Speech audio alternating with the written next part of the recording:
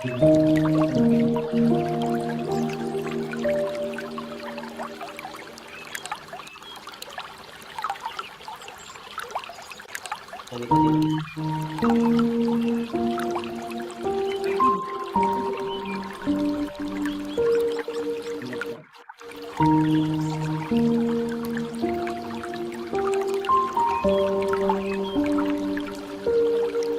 suka sebel banget. Nah, ya ada orang gitu.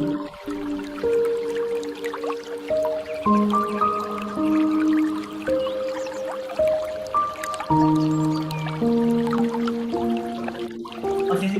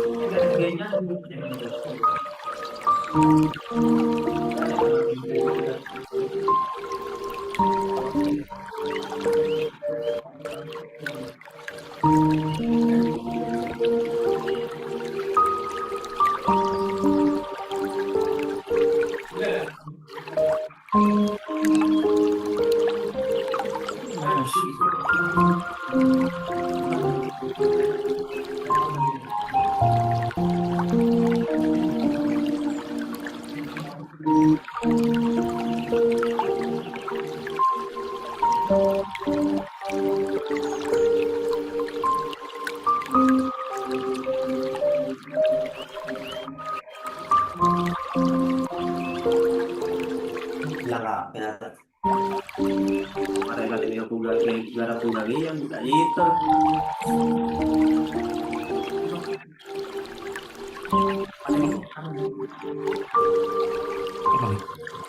Gitu.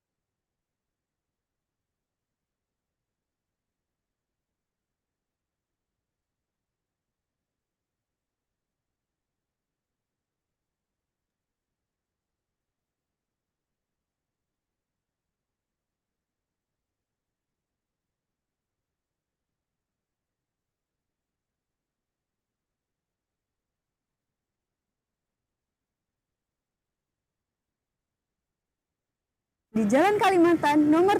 Halo Sobat UNEJ, selamat datang di Universitas Jember.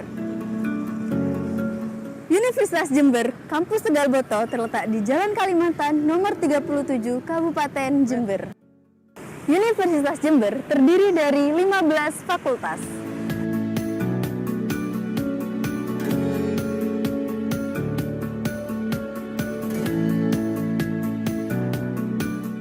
Dan salah satunya adalah Fakultas Keguruan dan Ilmu Pendidikan.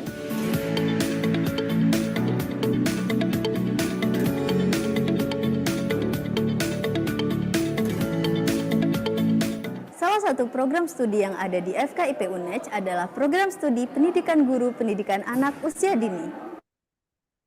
Assalamualaikum warahmatullahi wabarakatuh. Salam sejahtera untuk kita semuanya. Kami Prodi PGPAUD FKIP Universitas Jember memiliki visi pada tahun 2030 menjadi program studi yang unggul di dalam mengembangkan ilmu pengetahuan, teknologi, dan seni di bidang pendidikan anak usia dini yang berkualitas,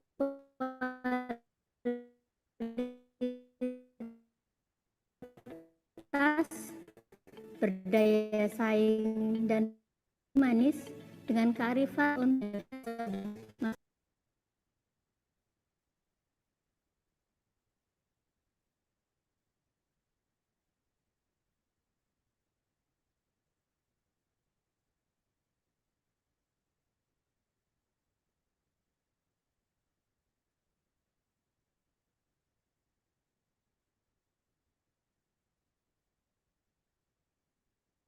Sistem pendidikan yang menekankan kepada apa yang dapat mahasiswa lakukan dengan baik di akhir perkuliahan.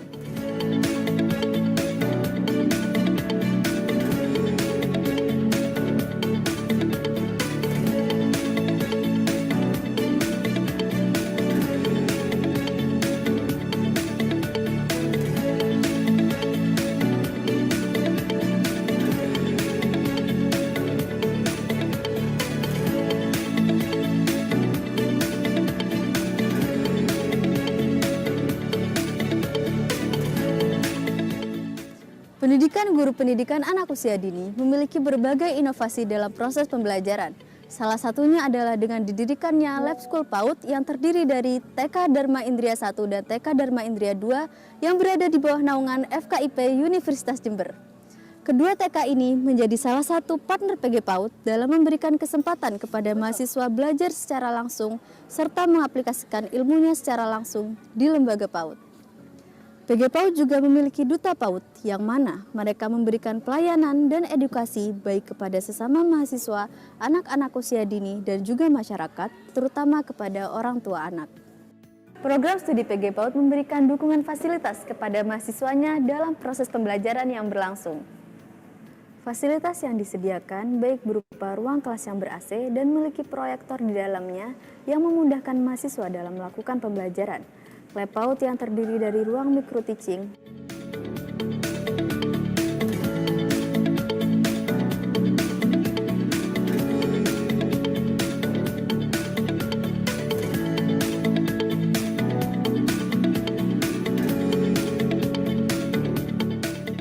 serta ruang baca yang dilengkapi buku-buku juga membantu memudahkan mahasiswa dalam mencari materi pembelajaran.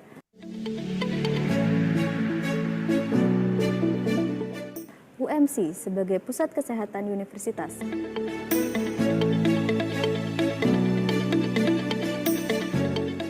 Lapangan olahraga,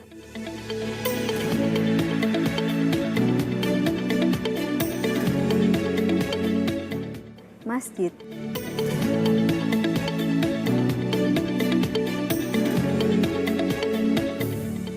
taman,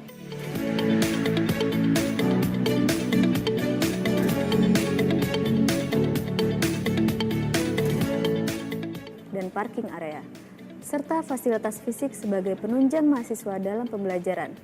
PGPAUD juga memiliki platform digital dalam membantu mahasiswanya, mulai dari sister, website, YouTube, dan Instagram. Himpunan Program Studi PGPAUD menjadi salah satu wadah bagi mahasiswa untuk mengembangkan kemampuan organisasi. HMP Golden Age hadir untuk menjadi ruang dan wadah bagi mahasiswa untuk menyalurkan bakat dan minatnya. Dengan dibentuk klub olahraga yang terdiri dari basket,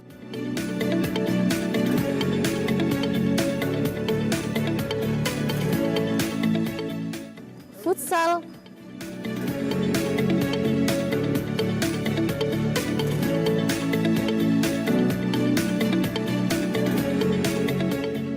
badminton, dan voli.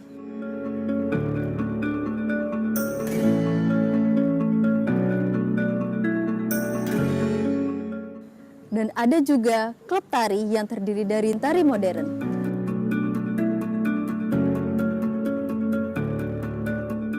Tari tradisional,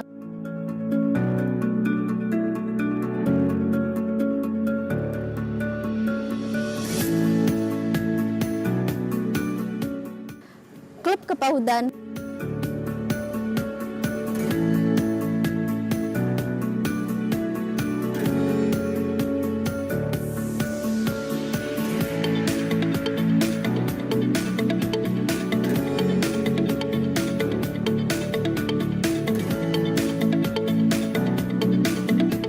dan klub public speaking.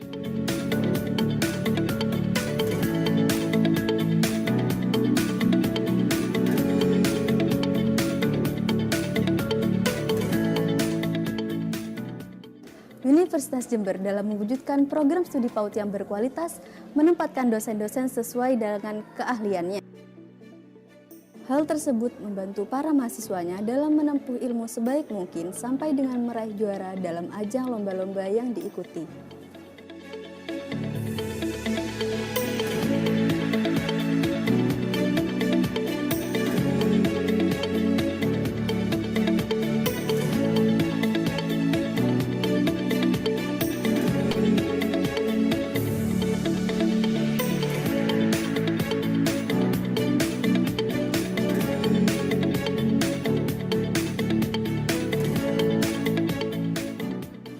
Karenanya, mari memperbaiki pendidikan Indonesia melalui pendidikan anak usia dini yang lebih baik dengan bergabung bersama kami di Program Studi Pendidikan Guru Pendidikan Anak Usia Dini Universitas Jember.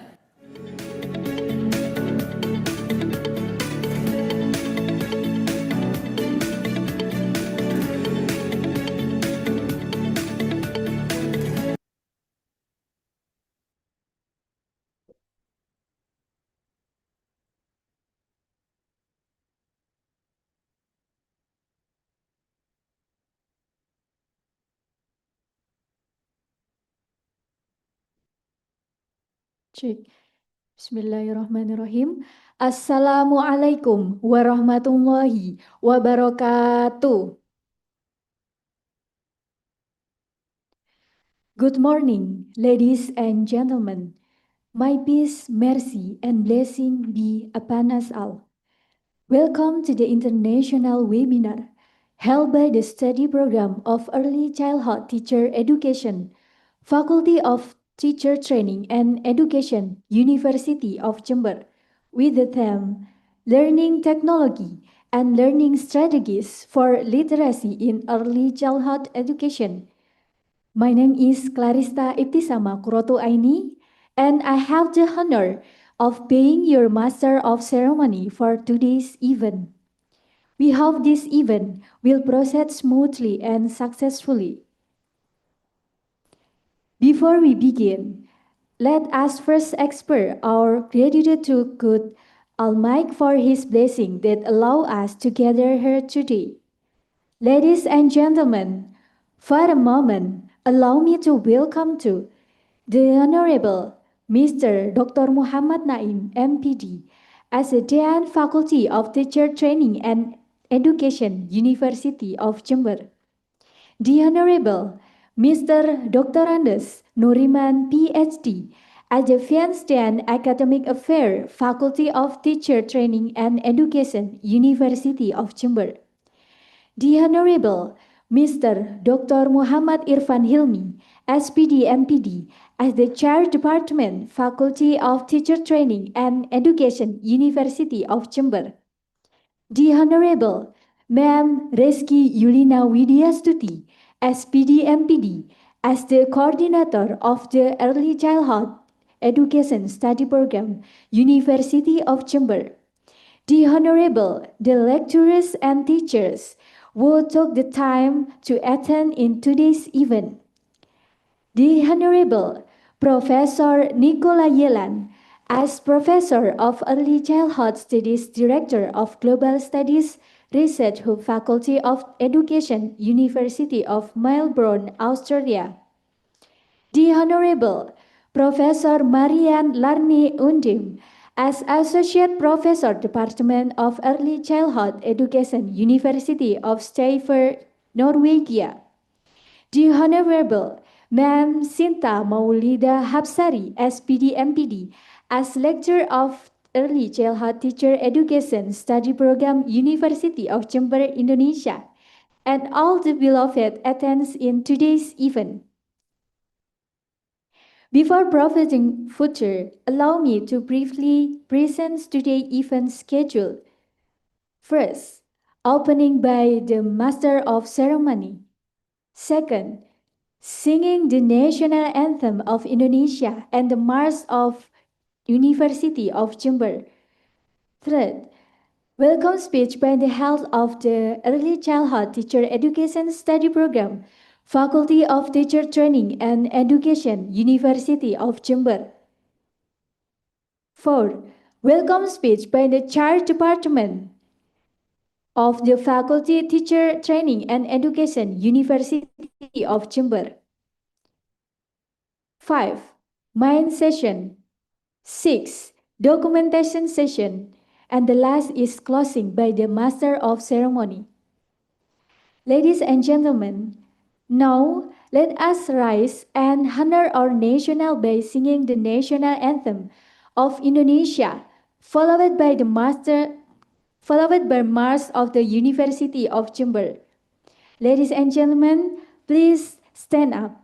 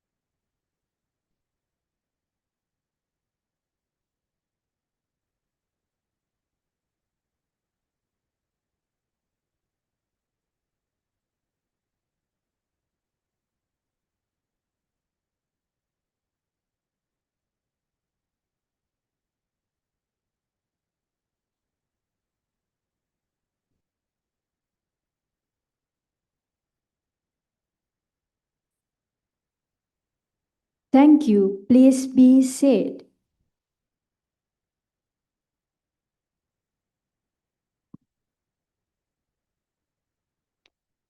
The next, we will hear a welcoming speech from the head of the Early Childhood Teacher Education Study Program, Faculty of Teacher Training and Education, University of Jember, to Ma'am Reski Yulina Widyastuti, SPD MPD.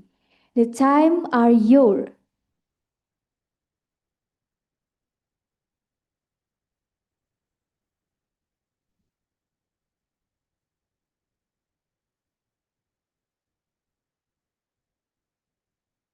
Check. Okay, thank you. Assalamualaikum warahmatullahi wabarakatuh. Good morning from Indonesia.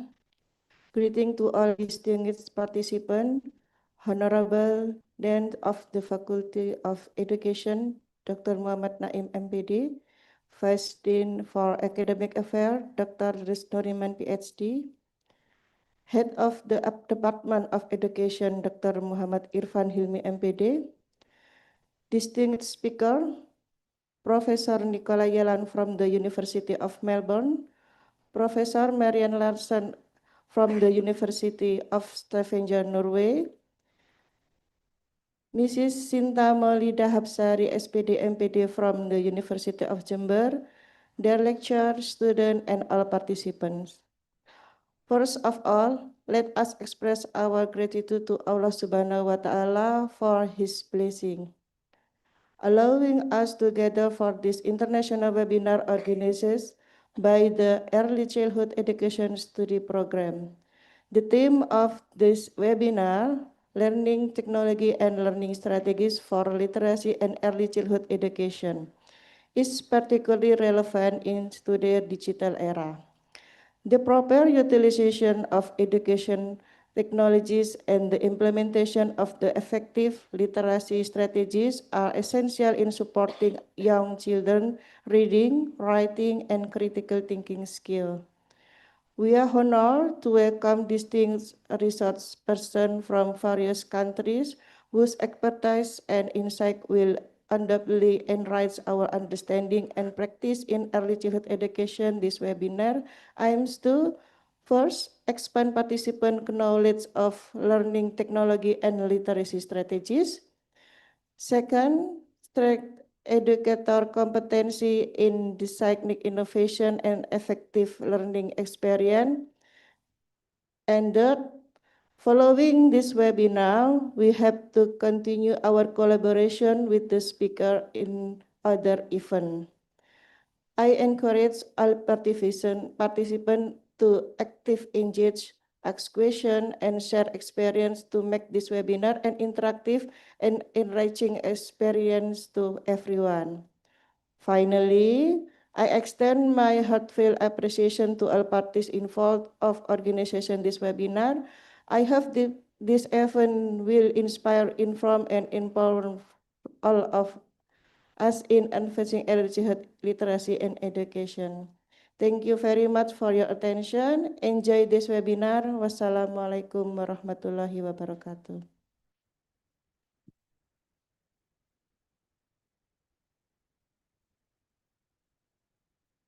Thank you for your inspiring word, Ma'am Reski Yulina Widyastuti, SPD MPD. Next, we will now move on the welcome speech by the Chair of the Department, Faculty of Teacher Training and Education. Please welcome Dr. Muhammad Irfan Hilmi, SPD MPD. Time are yours.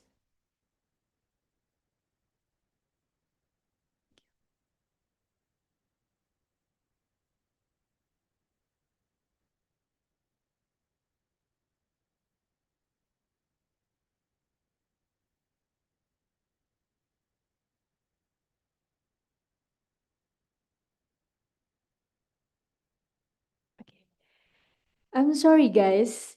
We will now move on the welcome speech by the Vince Dan, Faculty of Teacher Training and Education For Academic Affairs of the Faculty of Teacher Training and Education, University of Jember, that also gonna open this event to start. Please welcome Mr. Nuriman, PhD. Times are yours.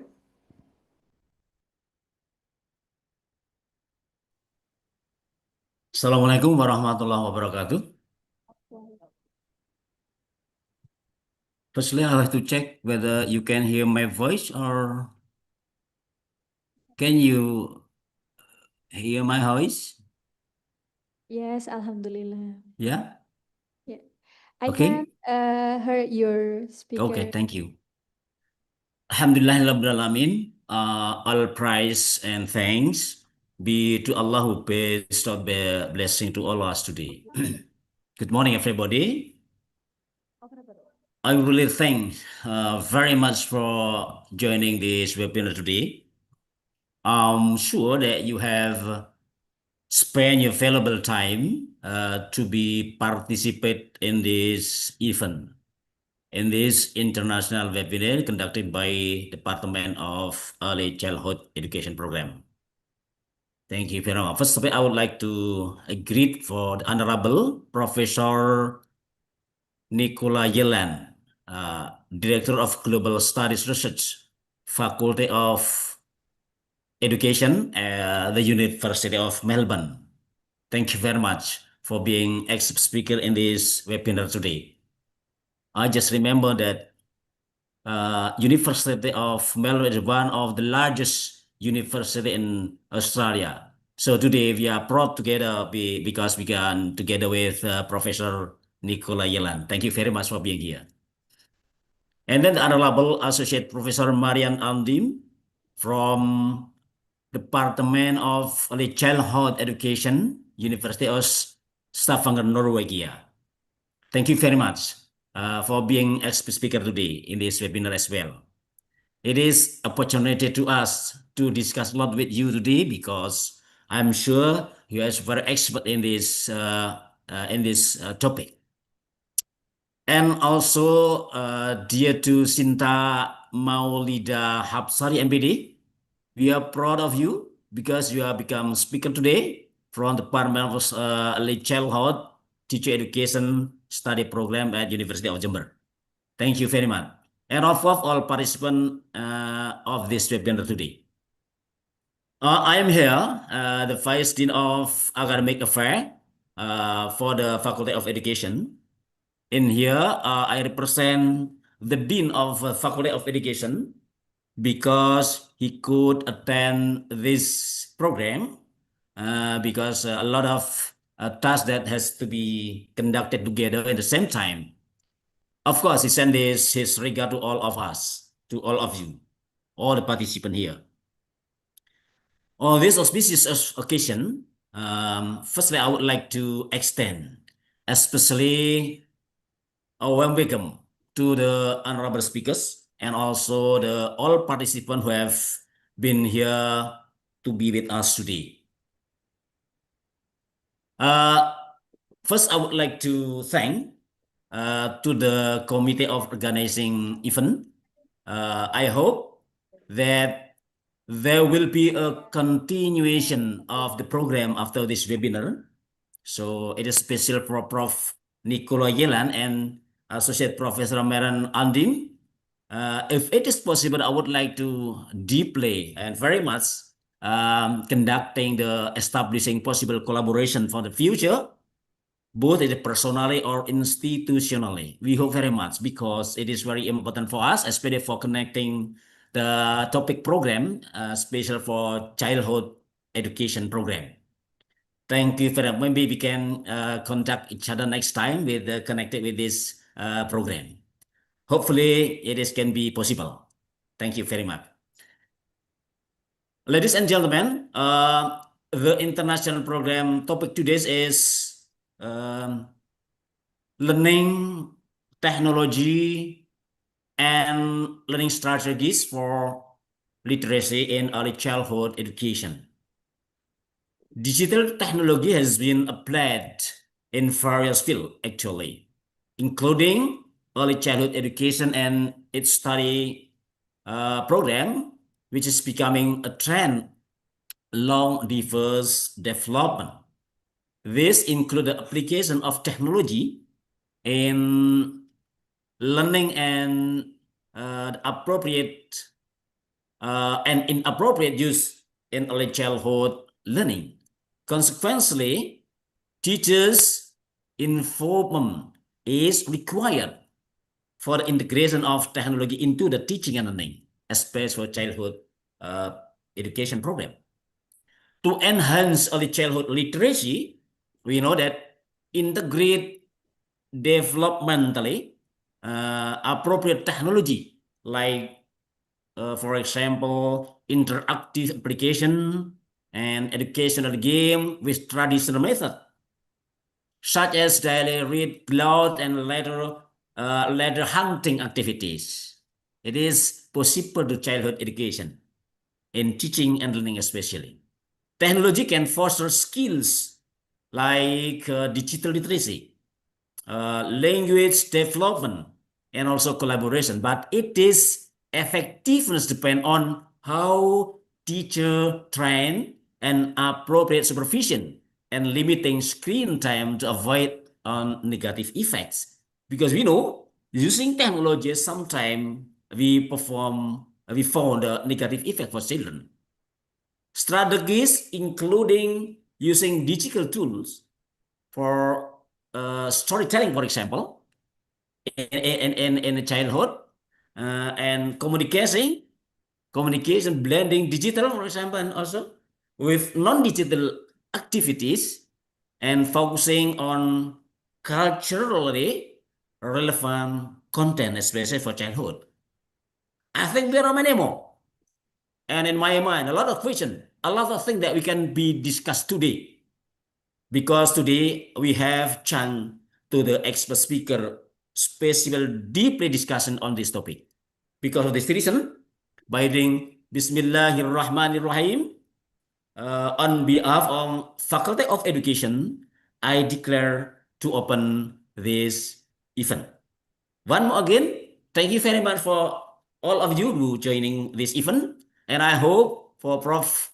Nicole and Prof. Marian can continue to doing the collaboration in the future for some program that's related with childhood education. Thank you very much. Enjoy the time and Assalamualaikum warahmatullahi wabarakatuh. Waalaikumsalam warahmatullahi wabarakatuh. Thank you very much, Dr. Andes Nuriman, PhD, for your valuable speech and opening of this event. Ladies and gentlemen, we are moving on the main session of today's event. It is informed to the participant that for attendance purpose, it is required to take a screenshot of the presence of speaker 1 until speaker 2, 3. So make sure you didn't get left behind. Now, to guide us through this session, it is my pleasure to introduce our esteemed moderator. Our moderator for today is Ma'am Mutiara Bilkis, SPD MPD, who is lecturer of English Language Education Study Program in Jember of University. With such an impressive background, we believe that she will lead the discussion smoothly and provide valuable insight through the session. Without further ado, please welcome Ma'am Mutiara Bilkis, SPD MPD.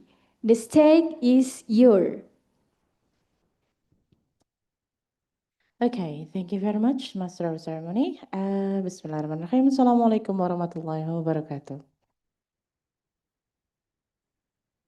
Good morning, ladies and gentlemen. It is a pleasure to have you here in the international webinar which is entitled, Learning Technology and Learning Strategies for Literacy in Early Childhood Education.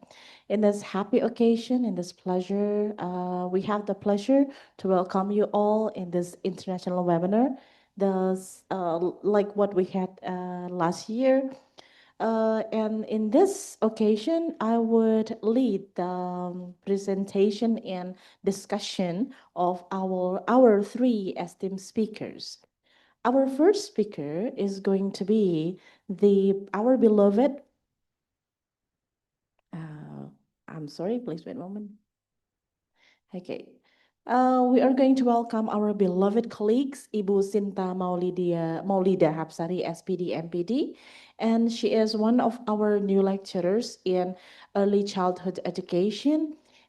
She got her bachelor degree from Universitas Negeri Surabaya in 2016, and she got her master degree from Universitas Negeri Yogyakarta in 2021.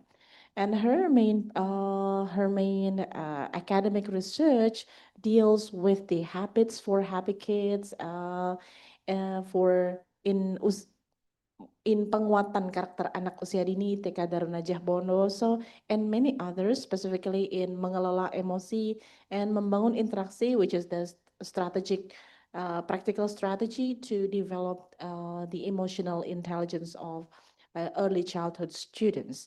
Now, what we are going to have today, she will be sharing with us the strategies for uh, teaching kids their literacy skill, in which is both timely and highly relevant to our audience today. So, without further ado, we are going to welcome Ibu Sinta Maulida Hafsari. Ibu Sinta, are you here? Yes, ma'am, I'm here. Is my voice Okay. coming through? Yes, it is very clear, Businta. Okay. Okay, good morning. How are you? I'm good. How about you? I'm doing well, thank you. Okay, that's really great to see you over there. Your face is Yeah. glowing and things. All Yeah, right. maybe because the lighting, yeah. Yes, I look so dark in the screen over here. Okay, I hope that Okay. you're doing well. So, are you ready to present your material today? Yes, inshallah. Okay, good. Bismillah. So, Bismillah. Okay, so you will have the time to you, and after you finish the presentation, we're going to have some discussions, uh, Okay. answering questions from the audience. So, the audience, Yes. if you have questions and you want to ask directly, you can raise your hand, and you can Mm-hmm. also ask in the chat box. If you do not know how to say that in English, you can say it in Bahasa Indonesia, then I can translate for Okay. Businta for you. Okay, now Businta, time is yours. Okay, thank you, ma'am. Before I starting, can I have could I share my slide presentation Sure. first, maybe? Hmm. Do you Okay, I have the already access sent the to do so? request. Mm-hmm.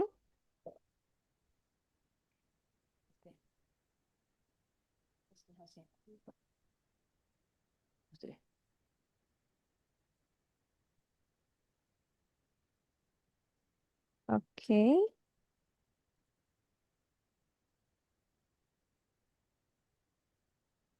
Okay, it's my slide already. Can see by all. Yes, I can see it very clearly. Okay, Bismillahirrahmanirrahim. Good morning, everyone. I'm really Morning. happy to see you all. How is everyone doing? I hope you're feeling great and ready for our session. So, today we will explore the fascinating intersection of culture, language, and literacy in Indonesia. Our focus in indigenous narratives, the folk tales, legend, and oral tradition that have been passed down to generation and how they serve as a foundation and functional literacy in early childhood. Okay, by the way, Indonesia is home to over 700 languages and countless local stories, each reflecting the wisdom, values, and identity of this community. These narratives are not merely entertain, they are powerful tools and learning. So in this session, we will examine the first one, how folktales support multilingual and mother tongue based learning, particularly in communities like in Pandalungan. The second one is how storytelling moves beyond tradition to foster functional literacy, helping the children native reading, writing, and critical thinking. The third one, the role of technology and innovation, such as interactive storybook and digital apps, in making these narratives more engaging and accessible while preserving cultural identity. So let's begin by looking the power of folk tales as a bridge between tradition and modern literacy practice in Indonesia. Okay, before that, okay, let's me introduce myself. My name is Sinta Maulidia Hapsari, and I am a lecturer in early childhood education in Jember, in University of Jember, Indonesia. My research and teaching focus on early childhood language development, exploring how young children acquire language, literacy, and communication skill within cultural rich context. If you wish to contact me or follow up the today discussion, you can reach me via email in here. I'm excited to share insight and engage with you all the topic in indigenous, native, and literacy practice in Indonesia. Okay. Okay. So, Indonesia is the most linguistically diverse country in the world. And this clearly reflected in data from Indonesia and Ministry of Education and Culture, specifically in language development and fostering agency. Let's begin. Okay. In here, so let's we check in here. Starting in 1991 to 2019, there are total 718 regional language. Now, this one, excluding dialect and sub-dialect, had been identified and validated based on data from 2,515 observation areas. Nah, okay, let's we check from the data from bahasa dan peta bahasa di Indonesia. They are the distribute of language in Indonesia. If we check on Sumatra, they are 22, 26. Jawa and Bali 10, Kalimantan 58, Sulawesi 62, and Papua, if we compare with other, Papua is the highest diversity. There are 400 to 428 languages. Nah, it's only in Papua, but if Jawa and Bali 10, Nusa Tenggara 11, Nusa Tenggara Timur 72, and Maluku 18. Now, from Excuse the me, Sinta. chart, we can observe, Hello, Sinta. yes, Is the screen not moving? how, ma'am? Because we see only your first. Oh, the screen didn't move? Yes, the screen did not move. Okay, wait a minute. If there's a problem with your presentation, maybe we can help. The screen already changed It is still or on still the process. same with the first, ma'am? It's still on process. No?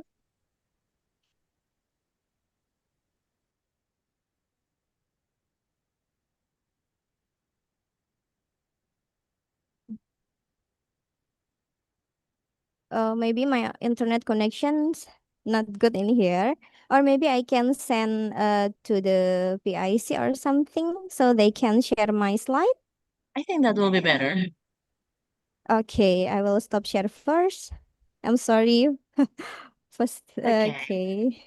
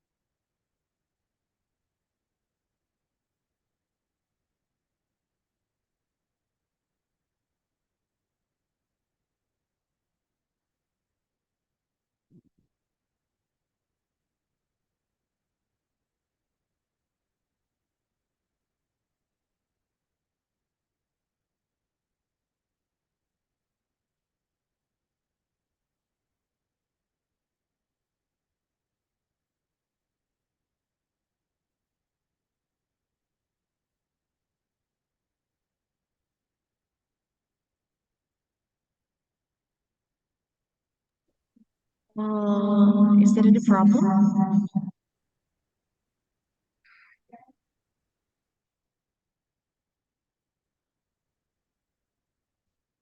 Miss Sinta, can we help you some way? For example, you might try to share the screen one more time. If it actually works, perhaps the previous internet connection did not work.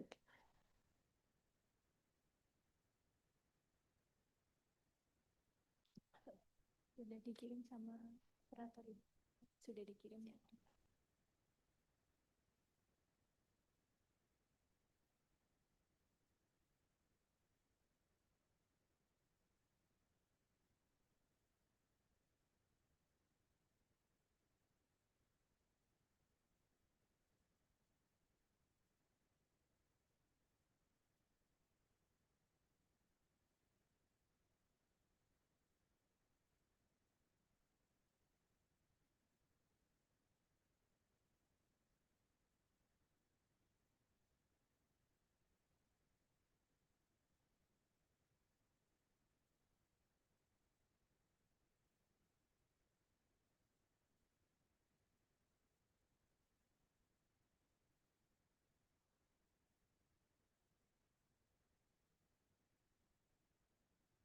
Okay, can you see the screen, Bu Sinta?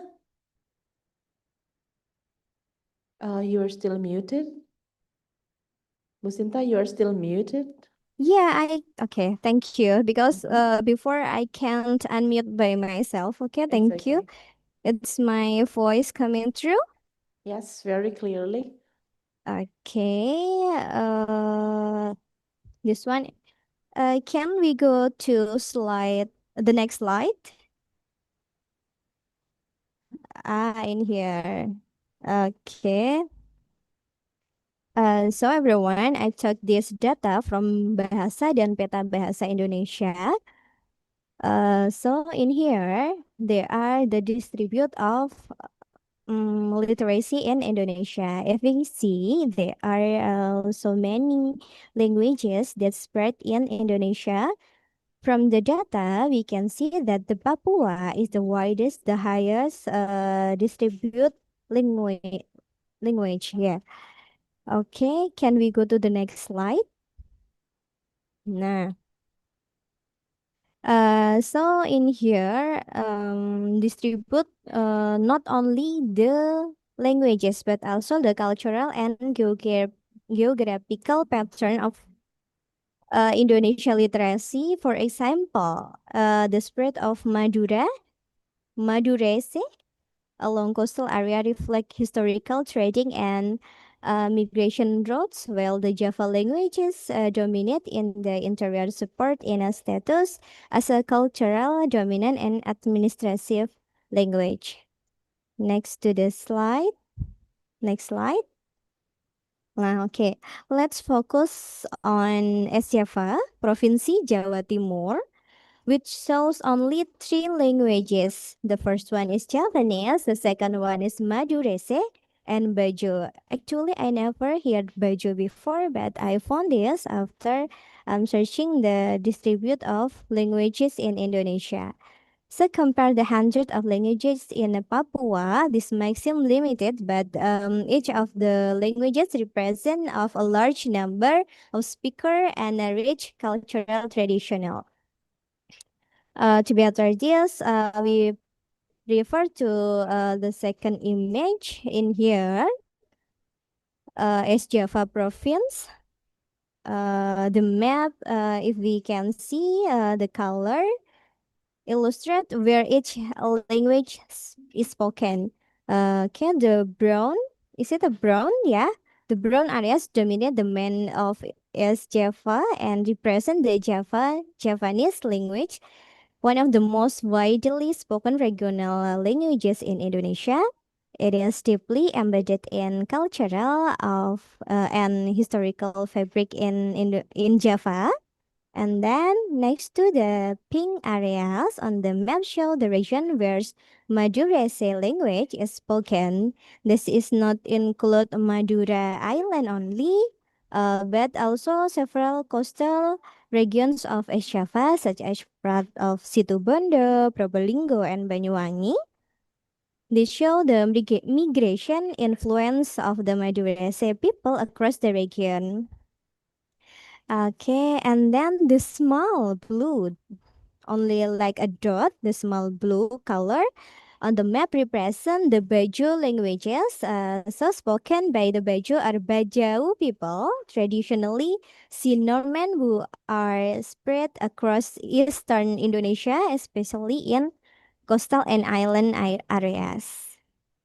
So the important to understand that while East Java only has three main languages officially recorded, these languages themselves are incredibly complex. For instance, Javanese has multiple levels of speech use based of social context, such as ngoko, kromo, kromo inggil, which reflect age, respect, and social hierarchy.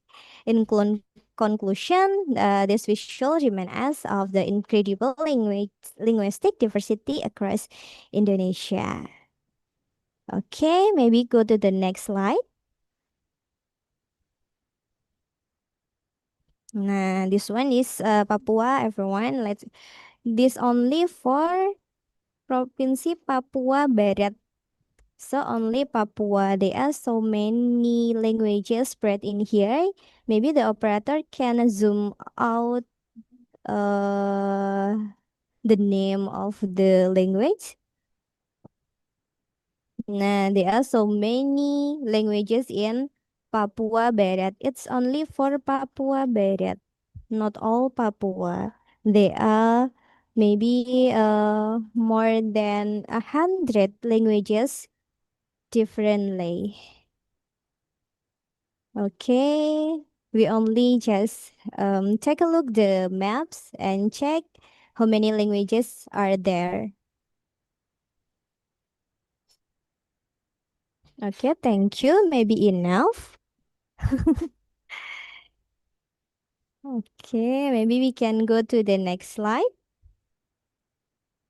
Nah, I took this article from UNESCO, Mother Tongue and Early Childhood Care and Education Synergies and Challenges.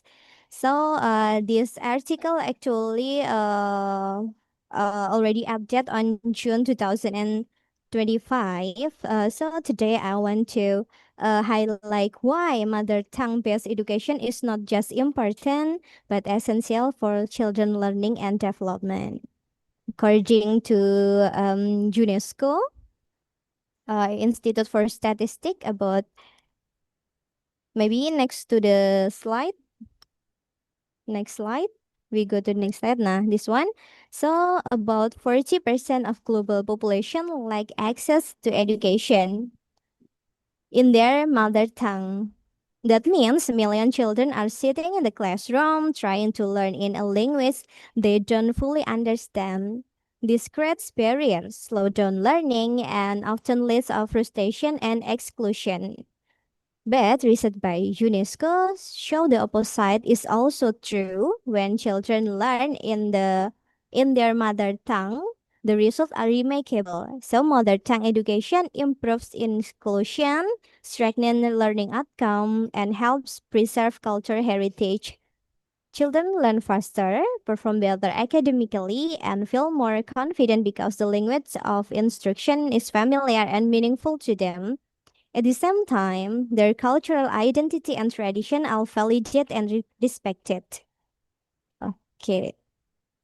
So let me share an example from UNICEF Indonesia through its early Great Literacy Program.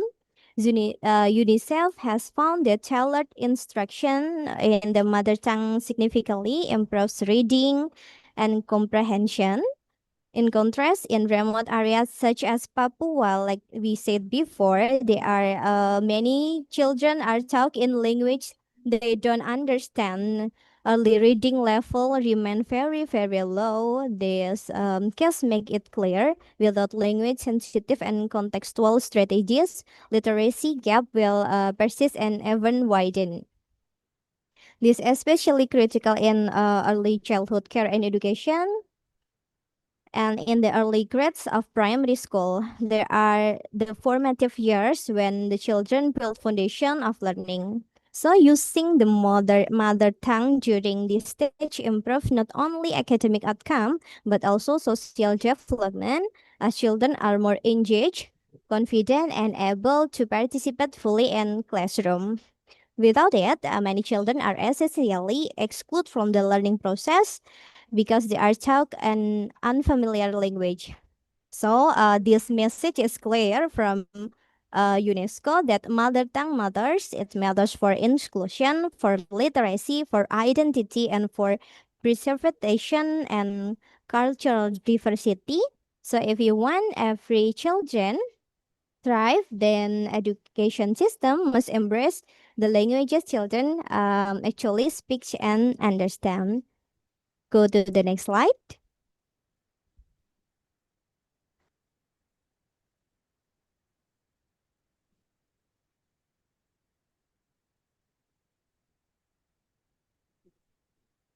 Nah, so in here I made tree of literacy. So this tree is represent the idea of literacy rooted in indigenous narrative.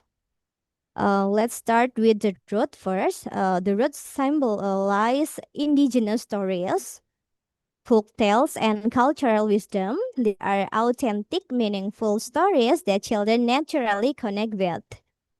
Uh, the, they provide vocabulary, expression, and value directly linked to the children's life. Just a root nourishes a tree. This narrative nourishes children's literacy from the ground up. Next, from the roots, we grows to the trunk. The trunk represents the foundation that indigenous stories give the children's language, growth in language growth, identity, and cultural connection. Through this story, children strengthen their language skill while also seeing themselves reflected what they read and hear. So this built a strong sense belonging and pride. Next, we have the branches and the leaf.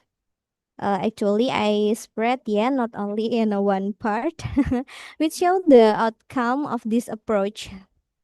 So when literacy is basic on indigenous narrative, children develop rich vocabulary, better comprehension, creativity, and critical thinking. They don't just to learn a word, but they learn to imagine and then to answer the question and understand the value. And at the same time, they grow in culture pride, realize that their heritage matter in education. Finally, the fruit of the tree symbolize the long-term impact empowered literate children who succeed in academy and socially, while also preserving cultural continuity. This lead to stronger and inclusive communities and sustainable societies. So, literacy must grow from the roots of culture first. If we nurture these roots, indigenous narrative, we will see the stronger branches, rich leaves, and fruits that benefit not just individual children, but as society as a whole. As UNESCO reminds us that mother tongue-based multilingual education is the key of ensuring inclusive and equitable quality learning and preserving linguistic and cultural diversity. Okay, go to the next slide. Nah, so the question, how can folk tales move beyond tradition to strengthen functionally literacy in early childhood? So, when we talk about the folk tales, many people think that they are only simple stories for entertainment or cultural preservation, but in the fact, folktales can move far beyond tradition and play a powerful role in strengthening functional literacy in early childhood. First, folktales provide authentic language exposure.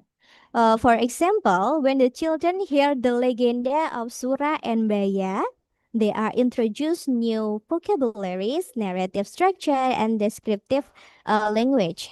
So the story of Sura of the shark and Baya the crocodile also offer clear sequencing, beginning, conflict, climax, and resolution that help children understand how stories are built.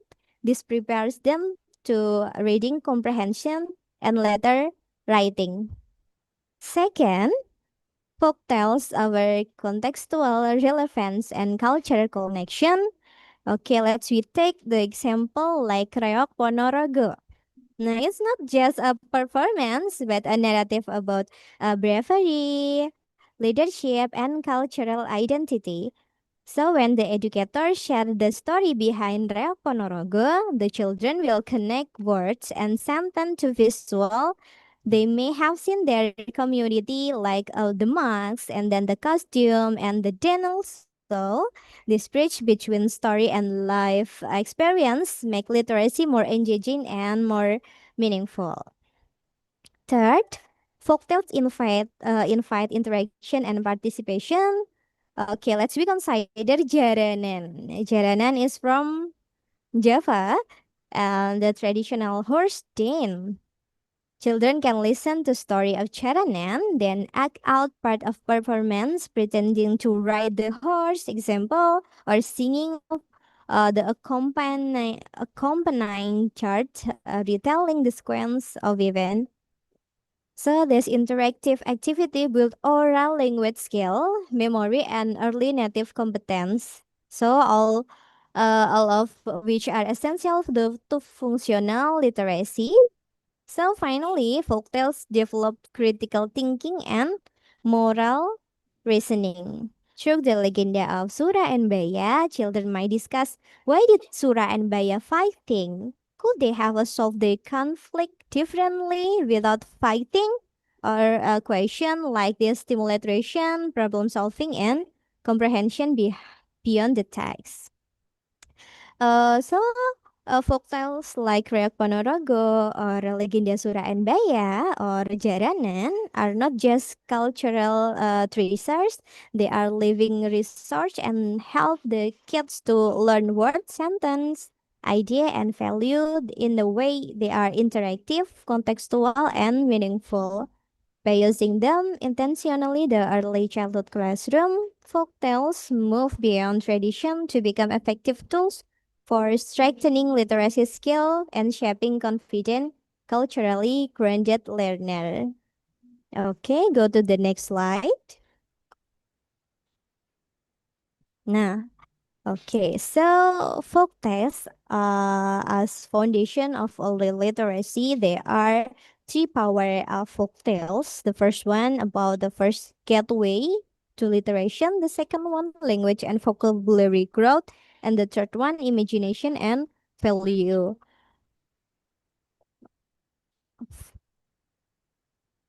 Okay, folktales can be understood as the first gateway to literacy for for young children. Why? Because um, children are introduced to language, imagination, and value through the story passed on their families and community.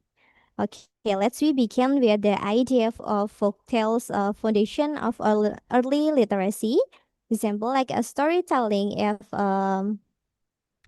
storytelling is often taught every first classroom when folk tales is told, children will listen closely to the sound and the rhythm of sentence. They begin to notice how the story are struggle with the character, with the problem, and then how the solution. This experience lays groundwork later reading and writing skill.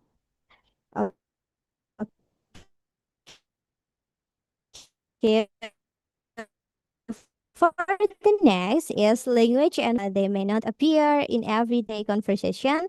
For example, in traditional story, children might hear words of natural element, traditional object, or cultural practice.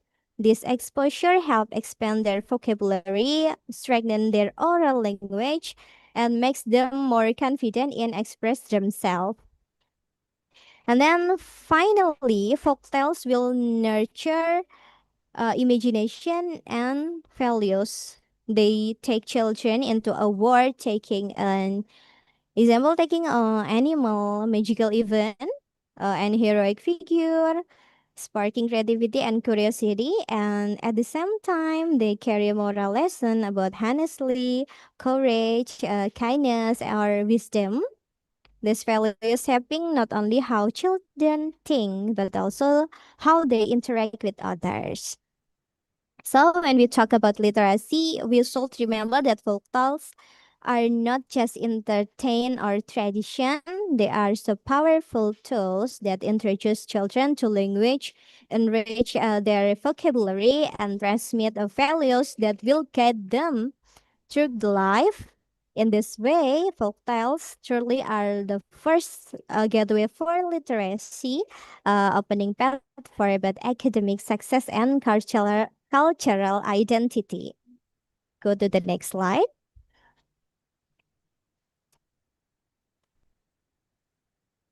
Okay, so why folktales matter for literacy? The answer lies the way they connect language, values, and social emotional development. First, a folktale grow out oral traditional, which naturally support language development. When children listen to the story, they are practicing listening and speaking skill. They also encounter new words and context that are familiar, whether about animal, nature, or daily life. Which make vocabulary easier to understand and remember. So start with the oral traditional first as a language development. Next, the second, folktales strengthen narrative skill. So every folktale has a clear structure, a beginning, a middle, and the end. So the children learn to follow the sequence, even predicted what might happen next, and retell the story in their own word. They are very skilled and needed to for comprehension, storytelling, and later reading and writing. So the first oral tradition next to the story structure, a start, middle, and the end. And then third, folktales cultivate values from social emotional literacy. Why? Because through the character and their choice, children learn about empathy and honestly, cooperative, and respect. For example, when a story shows the consequence of greed or highlight the reward of kindness, children internalize the lesson that in the way that a lecture alone cannot achieve. So finally, folktales connect the culture with the character building. They carry the wisdom of the community and make a literacy learning meaningful because children see their own identity and tradition reflect in the story. So why folktales matter for literacy? Yeah, because it can be build a character building. Okay, next slide.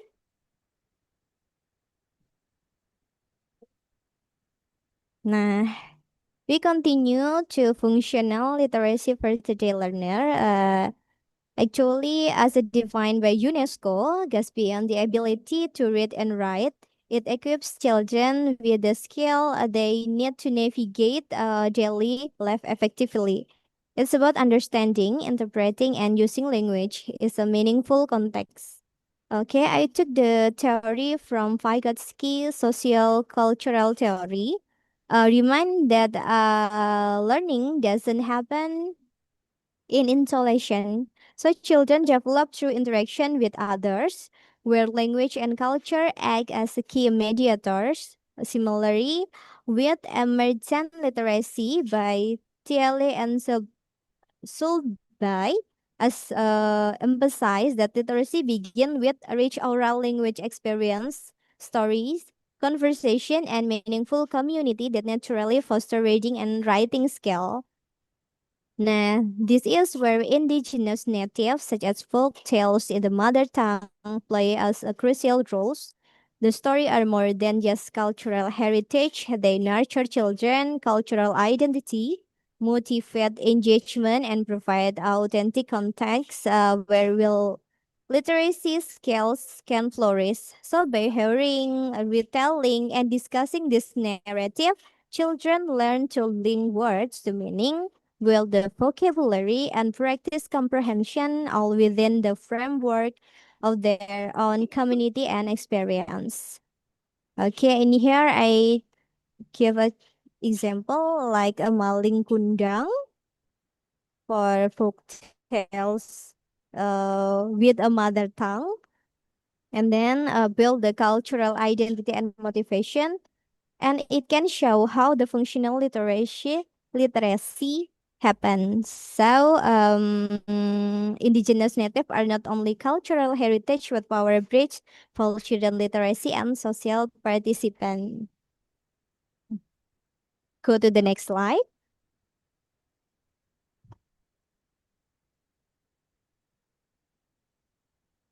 Okay, so if we apply the folktale as a tool for functional literacy, I make a highlight. There are three functional tools of folk tales. The first one is about numeracy literacy. I give example like Timun Mas.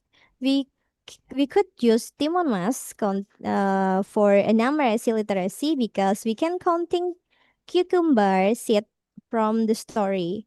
And then so build number sense through the storytelling. So not only about the story, but we can include the numeracy literacy here. The second one is environmental literacy. I took the example like Legenda Danau Toba. So using water as an environment, what happened with the water, and so the teacher can teach children sustainability and natural consequences from the legend of Danau Toba. And then the third one, moral literacy. I took the story like Malin Kundang, why we should respect for the parent, what the consequences of arrogance. So from the story, we can build the empathy, gratitude, and social responsibility. But it's not only from these three area, numeracy, environmental, and moral literacy, but can develop others area. Maybe you can find by the practice later on. Okay, go to the next slide.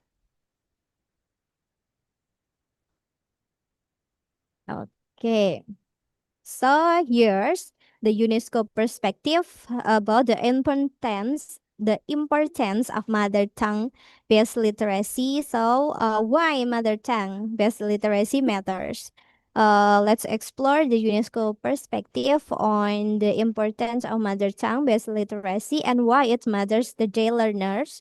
According to UNESCO, UIS, nearly 14% of the world's learner lack access to education in their mother tongue. This gap is significant because research shows that children learn best in their mother tongue, especially during the earliest years of schooling. Teaching in the mother tongue is not just about the comprehension, It enhances inclusion and participation, strengthens learning outcome, and foster a deeper understanding of concept. One of the most powerful ways to implement mother tongue-based literacy is through indigenous folk tales. Now, go to the number 2. These stories serve a culturally responsive pedagogy, liking children learning to their life experience, values, and community tradition. Folktales enrich language skill, listening, speaking, vocabularies, and narrative structure, while also transmitting social emotional literacy such as empathy, honesty, and cooperation.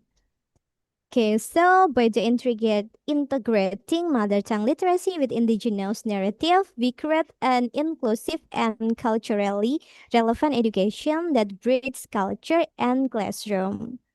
In support both functional literacy skill children can use in daily life in cultural sustainability, ensuring that tradition and local knowledge continue to thrive. So moreover, the approach fosters identity and pride is the one heritage while promoting multilingualism, preparing children to native both their local community and wider world.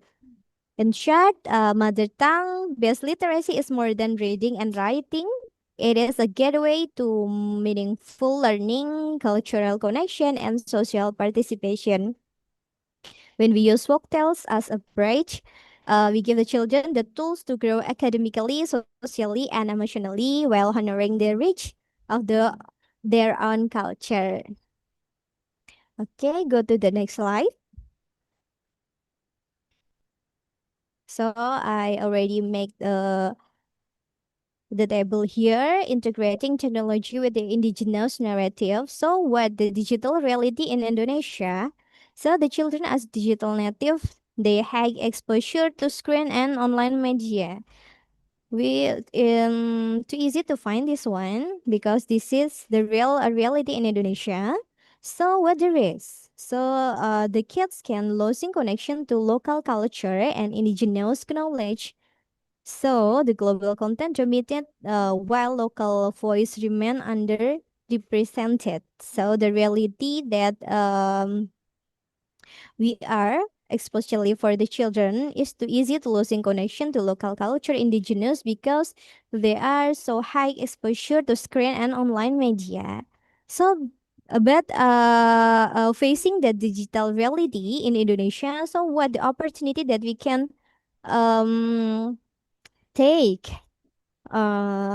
especially for technology, can revitalize folktales and oral tradition. So by using the application, using ebook or animation, we can revitalize the folktales and oral tradition. And then integrating indigenous narrative build cultural pride and literacy. By using digital tools allow the global sharing and local wisdom. But we also have to face the challenges. So in here, distraction, preference for fast entertainment over deep stories. And then we will face the language erosion. Example like a fewer children exposed to the mother tongue and local tales. And then it's also can make a cultural homogenization. So we will have to face the risk of global culture overshadowing local heritage. By then, limited inclusive digital content in indigenous language. So what the strategy can we approach? So we can create a digital storybooks and multimedia based on the indigenous folk tales. By the way, in PAUD, we already, especially in Karis Dimas ACD Fest, we already made a product that develop the literacy program for the kids. Maybe later on, if we have a longer time, I can share about that.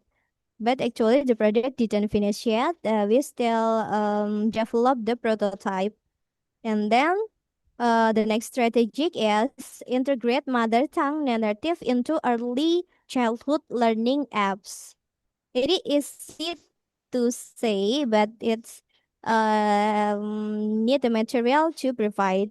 And then encourage teacher and parents to use digital platform as cultural bridge. Maybe in Java, it can be applied easier than in a Papua or Nusa Tenggara or some island exclude in Java. And the last strategy then we can apply foster digital literacy with cultural identity as a foundation.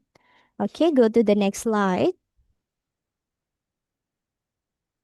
Nah, this one is innovation. How technology meets the folk tales. We can using the first one is interactive storybook. So, an exciting in the innovation where technology meets with folk tales. The storybook are more than just reading material, but they combine stories with the games and activities, allowing children to read, play, and learn value simulation. So this approach not only strengthens literacy skill but also nurture of sense cultural identity, connecting to young learners to their heritage in a meaningful way. Okay, one of the most engaging feature in interactive storybook using augmented reality or AR. So through the AR, folktale character come alive in 3D, so creating an immersive storytelling experience that captures children's imagination and attention. This interactive element helps children retain information better while making acts of reading dynamic and playful. And then another key aspect is family literacy apps. These apps enable to parents and children to explore the folk tales together at home, maybe, and then turning into a shared experience featuring like audio storytelling, bilingual text, and discussion from get meaningful conversation, reinforce comprehension, and encourage reflection on values such empathy and then honestly and cooperation. So by integrating interactive technology with indigenous native, we are promoting home-based illiteracy while supporting cultural transmission across the generation. Children do not learn to read their experience stories, internal value, and build a strong connection in their cultural roots, all while having fun. Okay, so this a powerful bridge between traditional and innovation, empowering children to grow academically, social, and culturally in ways they are engaging, immersive, and deeply meaningful. Okay, go to the next slide.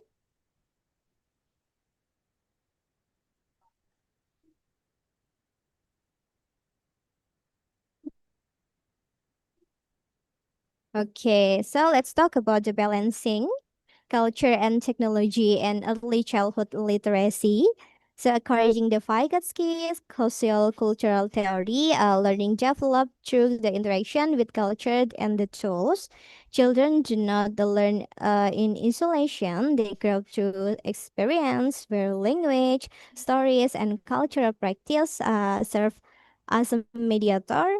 So at the same time, developmentally appropriate practice promoted by NIAYC remind us that technology must support, not replace, core early child experience like a play and then storytelling and meaningful relationship. So technology should change learning, not dominate it. So in the practice, how to balance approach in early childhood educations look like. The first language development is nurtured through the folk tales in the mother tongue, which build literacy and strengthen cultural identity. The second one, cognition. So, stimulated by digital tools such as interactive storybooks or games that spark imagination, sequencing skill, and problem solving. And then, how to grow the social emotional. Um, Occurred as a story, teach empathy, honestly, and cooperative, while their experience with adult, reinforce relation skill.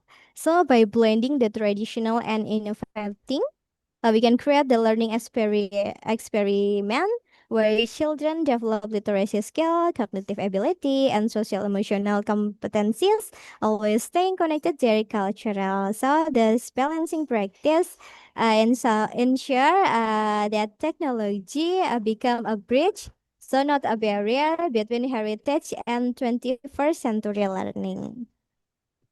Okay. Okay, next slide, please.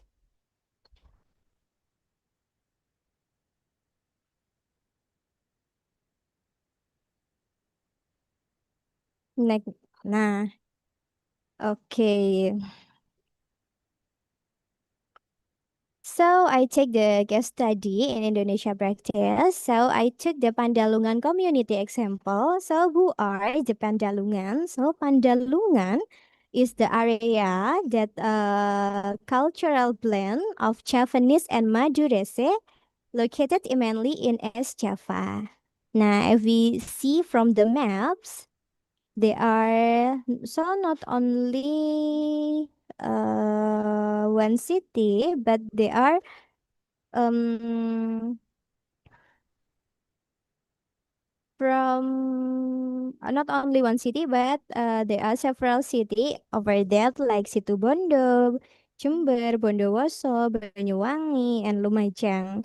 Now, children growing up multilingual, not only bahasa Jawa, but also Madurese, Javanese, bahasa, and English sometimes when they in at school in multilingual school. So identity often negotiate between local wisdom and national global culture. So in Pandalungan area, they are not only use Javanese but also combine between Javanese and Madurese. Include with English as the second or third language. Go to the next slide.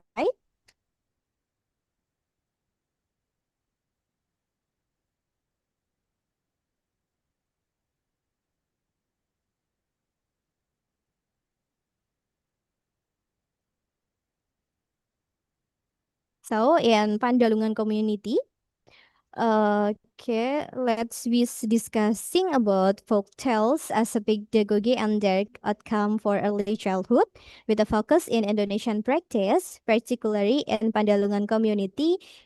In many regions of Indonesia, children growing up navigating a multilingual reality. So their local language as Madurese or Javanese, the nation of language Indonesian and increasing English. This alike with Grecian multilingualism theory, which emphasizes that multilinguals use different languages depending of the context. So, from the perspective of Vygotsky, a social cultural theory, learning occur through the cultural tool story, symbol, and narratives. Folktales being familiar and culturally relevant provides such tool as serve a rich context for language development across multiple languages.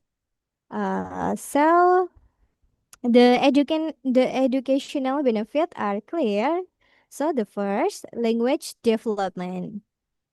Why? Because folktales strengthen the vocabulary and expressive skill in both local and global languages. The second one, the cognitive skill increase. Example like listening to retelling story to improve sequencing, comprehension, and problem solving abilities. And then cultural identity. Children maintain the pride in their Pandalungan heritage with stimulating adapting and broader literacy demand in Indonesian and English. So for example, in Pandalungan community, children hear folk tales in their mother tongue at home, discuss them in Indonesian teacher at school, and then sometimes explore related themes English storybooks. So this trilingual engagement not only enhances literacy but also bridge local culture with global perspective, making learning meaningful and culturally grounded. So in short, folktale as pedagogy, not only just story, they are powerful tools for multilingualism, language development, cognitive growth, and cultural identity, helping children navigating their local and global world with confidence and the pride. Okay, go to the next slide. Okay, so this is the conclusion. The indigenous folk tales are a powerful tool for early literacy. They help children put vocabulary and then comprehension and imagination while making learning engaging and meaningful. So by rooting the educational in children's own culture and language, folk tales provide motivation and strong sense belonging. So, if we talk in Pandalungan context, where children growing up will multilingualism, speaking Madurese, Javanese, Indonesia, and English, folktales serve as a cultural and linguistic bridge. So they support not only for literacy development, but also the cultivation of identity and pride in their heritage ultimate by integrating folk tales into early learning, and then we create education that inclusive, culturally responsive, and deeply connected to the children lives experience, preparing them to the thrive both locally and globally. So speaking multilingual like Madurese, Javanese, Bahasa, and English as a linguistic bridge supporting both the identity and literacy development. Okay, maybe that's all the material that can I share to you all, guys. The next I will give it back to Ma'am Okay. Bilkis. Thank you very much, Ms. Sinta. Can you hear my voice? Yes, Okay, it's clear. good. The material is actually very interesting that there is actually a relation between talking the Mandarese, Japanese, Indonesian, and English for students, young learners literacy, actually, right?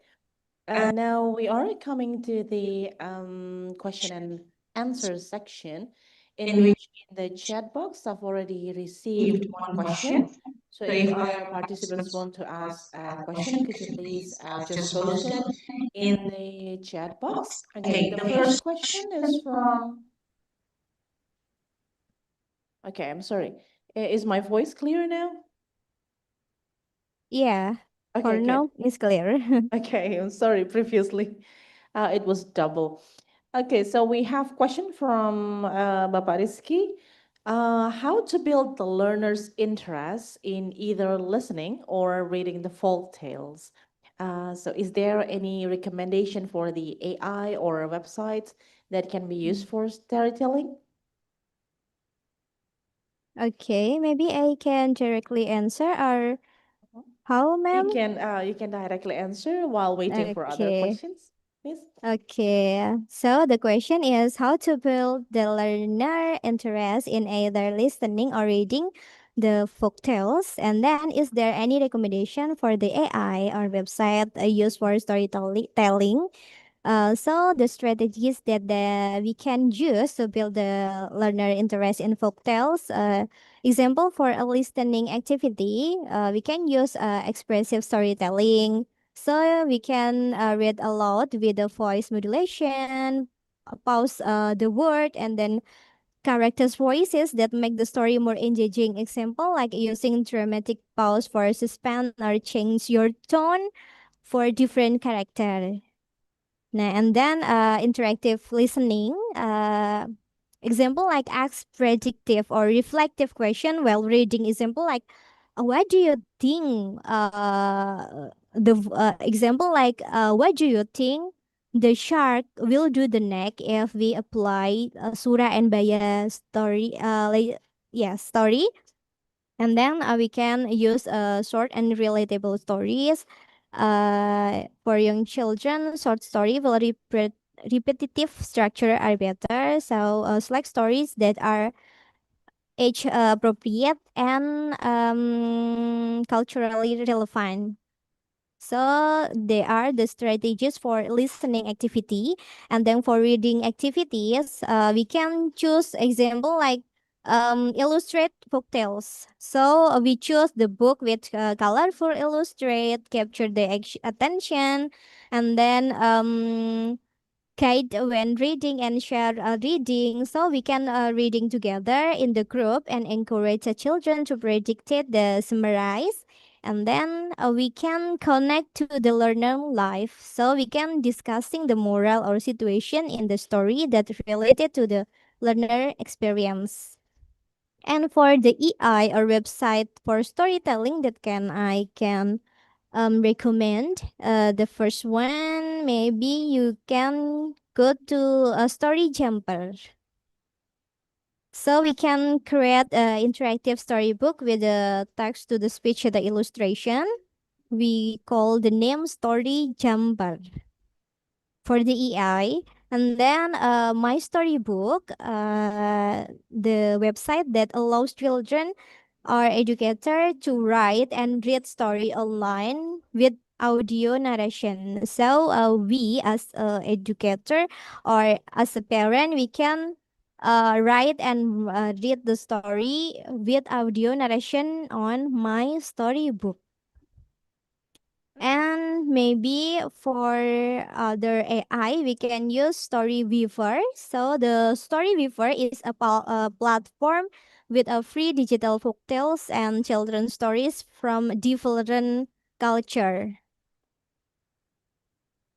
Okay, so and the website that I can recommend, maybe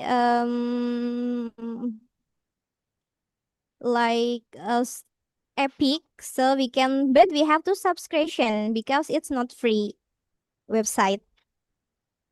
So we can subscription best library of or ebook that have audio book for children. That's all, maybe, ma'am, that AI or website that I already know that provide for storytelling for the kids. Okay, thank you very much, Ms. Sinta. Could you please help us by typing your the web or the AI that you recommended just now in the chat box so that the other audience will be able to catch Okay. later. Wait a You can minute. do it later after the Okay. presentation. Okay, thank you. Okay. Now we have one more question from the direct message. How can Mm, teachers support the learning activities to strengthen the literacies? okay, wait, What I will should read the teachers do? question Uh-huh. first. Yeah. What should the Okay. teachers do to develop learning activities which support literacies in young learners in the childhood, early childhood? Mm, I'll share my personal. Uh-huh. Is the question clear, Miss Inta? Okay. Um. So. So.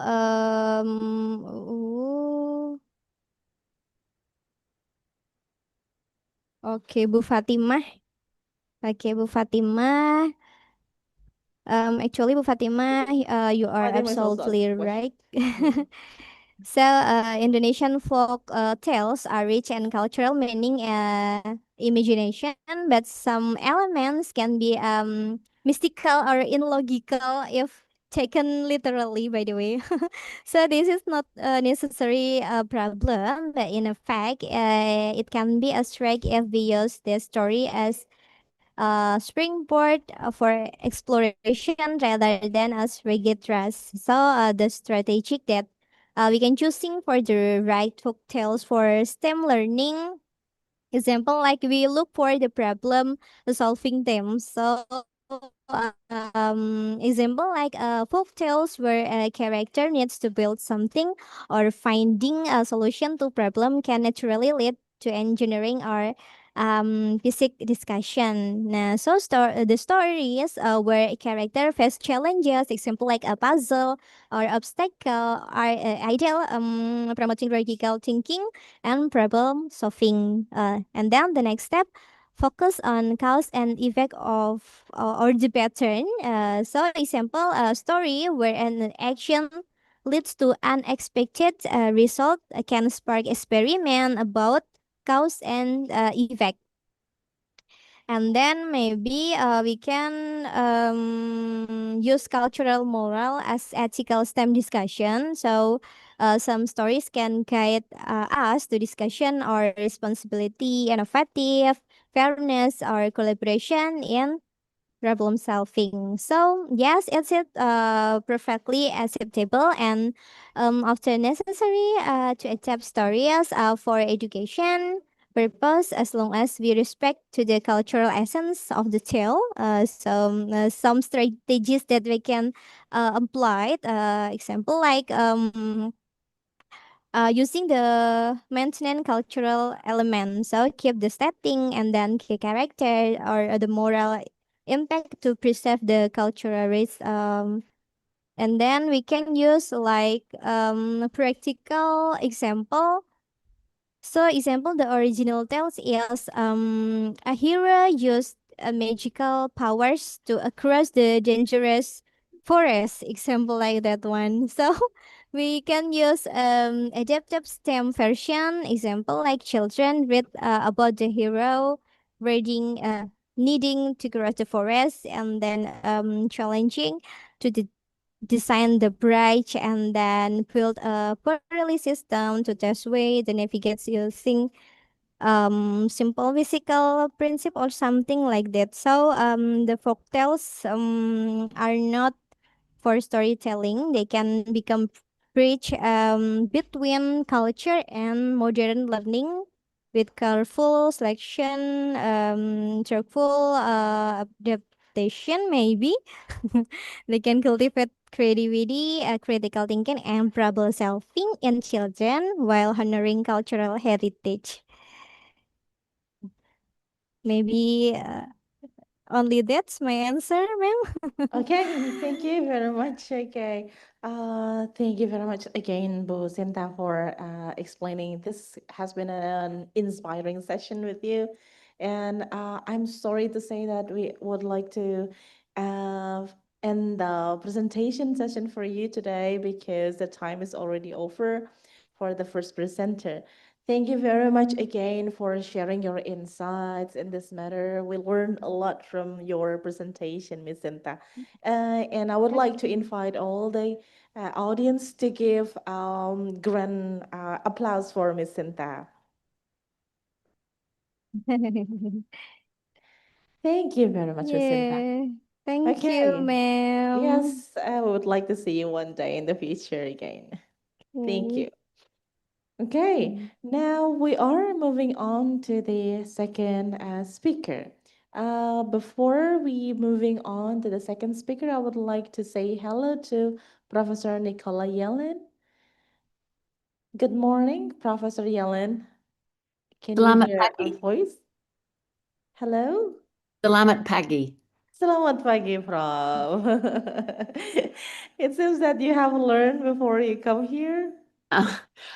Yes, I was due to come on in 20 minutes. I'm happy to come on now. I wanted to make sure that I could share my screen because Sure. Noor, I have quite a few videos to share, Okay, and sure. I wanted to make sure that they worked. Okay, sure. So do you want me to try them now? It's okay. You can try to check whether it works or not. Yes, okay. Let me see if I can share my screen. Perhaps other people could have a short tea break. Okay, I'll find that. If I share my screen, here we go. Okay. Share. We'll have a like 5 Can or you 10 see minutes tea that? break. Yes, I can see it very clearly. There's a slight problem. Hang on, bear with me 1 minute. I need to go to presentation mode. Here it is. Can you see? Can you see that?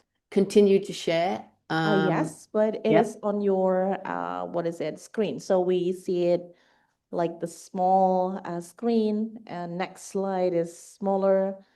You So can't see perhaps it? we you can see? see, but what I see is what you see in your screen. Like the screen is small because there is the next slide. Yeah, I've There's got two screens. I've got my computer here. Let me just close. I've got my computer here, then I've got a big screen. Let me close my computer and see what okay, happens. sure.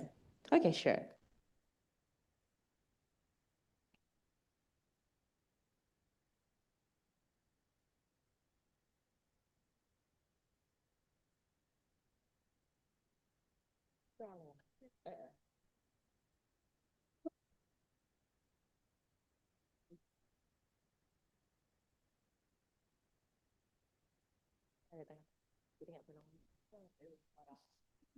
Here we go. No, that's not. Wonder what's happening.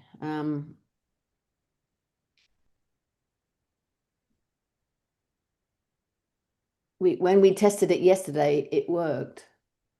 I think Noor might have to bring up the version. Oh, there you go. There. Can you hear that? I can see your video, but I cannot hear any sound. Is there any sound? You cannot hear any sound. Okay. You can see the video, but you can't hear any sound. Okay. Yes. I think I can fix that. Oh, perhaps there is a sharing screen. Yes, I think there's a thing about sound. When Share. you share the screen, could you Yeah, please also tick the share sound options? yeah, one participant, multiple advanced sharing options. That's that one. I know there's something to do this. More record breakout rooms. Oh, it is not in the advanced setting. It's when you click the share screen, you Yeah. will be given options to screen the entire screen and Content on the right only side. as background. Oh, share sound. Here it is. That's I it. got That's it. the Yeah. one. Optimize for video sharing. Let's tick that as well. Yes. Let's see what that does. Right. Now, see if we can hear. Oh, hang on. It's gone back here. Right. Let's see if you can hear the sound now. Oh, now I've lost my cursor. Hang on. Bear with me. Oh, here we go. Perfect. You hear the sound now? Yes, it's clear.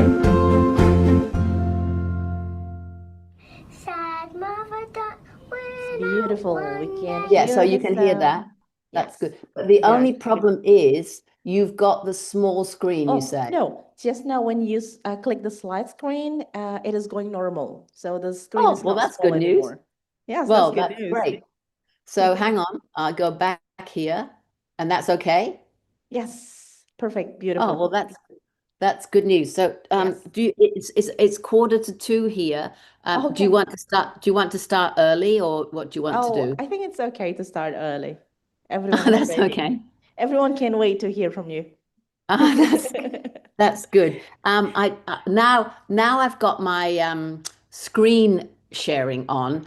I Okay. can't see you and Oh, I can't see Noor. So if there's any problems, you're going to have to speak to me. okay. If you can't hear me or something's gone wrong, you'll have to say, Nicola, my name's Nicola. We can't hear you. Could you do or whatever you need me to do, I'll do, but you'll have to speak to me because I've got no vision. Okay, it's okay. I All got the it. vision, the only vision I've got is my slides. Okay. It's like sometimes that happens. Yeah, So is yeah, that yeah. okay to start now, Prof? Yes, yes. Okay. All right. So before we start, I'm going to introduce you to our audience first. Yes.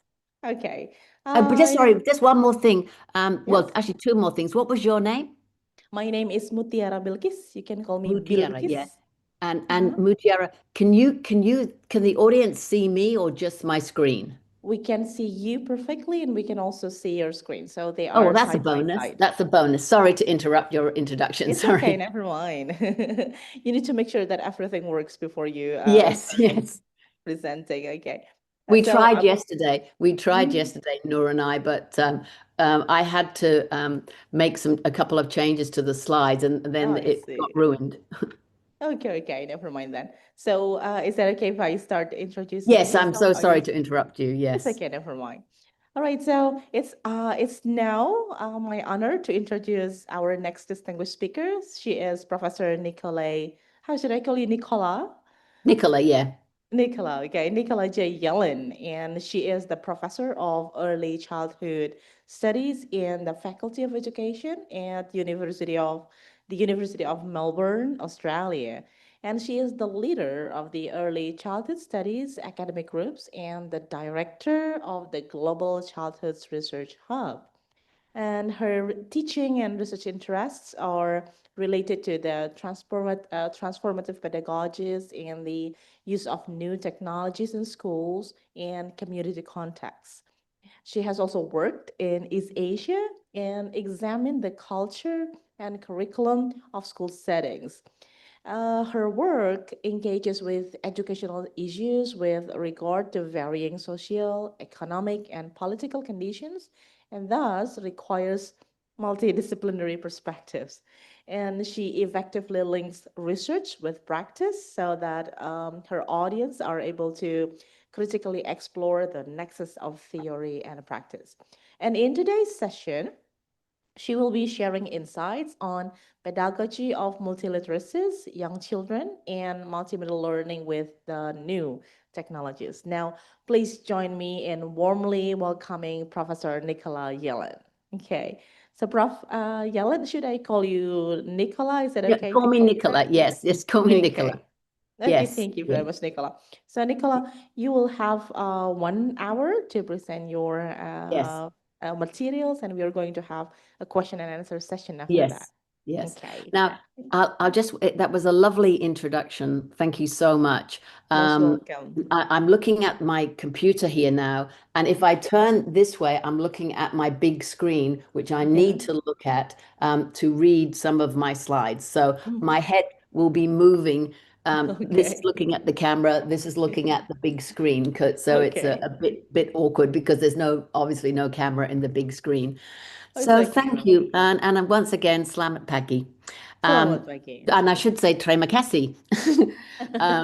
So I was actually I haven't been to I've only been to Semarang in Indonesia, but it's so lovely and I met people there from all over Indonesia, and it's such a beautiful country you have. And I've been Thank to you. Malaysia quite a bit, at the sort of the mainland, where Malaya used to be, and KL, because when I was a very young girl, my father was an engineer. So I lived in Malaya and Singapore. So that's a very lovely part of the world, and it's really lovely to talk with you. So when I came online just now, somebody was asking about teaching, ideas for teaching literacy to young children. And so that's what I'm going to be talking about today. So I hope that at the end you'll have some more questions, but also some ideas about literacy. So I'm going to go to the first slide now. Can you see that first slide that's headed multimodality? Yes, we can Yes, see great. it. So I'm going to read it now. So I take a different view of literacy. Traditionally, literacy is related to the ability to read and write, and it's usually done in the context of print literacies, of books and writing on paper. Of course, since the advent of new technologies, we really need to rethink our definition of literacy. And for me, the pedagogy of multiliteracies, which was published in 1996, is a very good way to think of that. This idea of multiliteracies, of literacies being in different modes. And sometimes it's called multiliteracies, sometimes it's called multimodal literacies, but it really refers to this aspect of multimodality.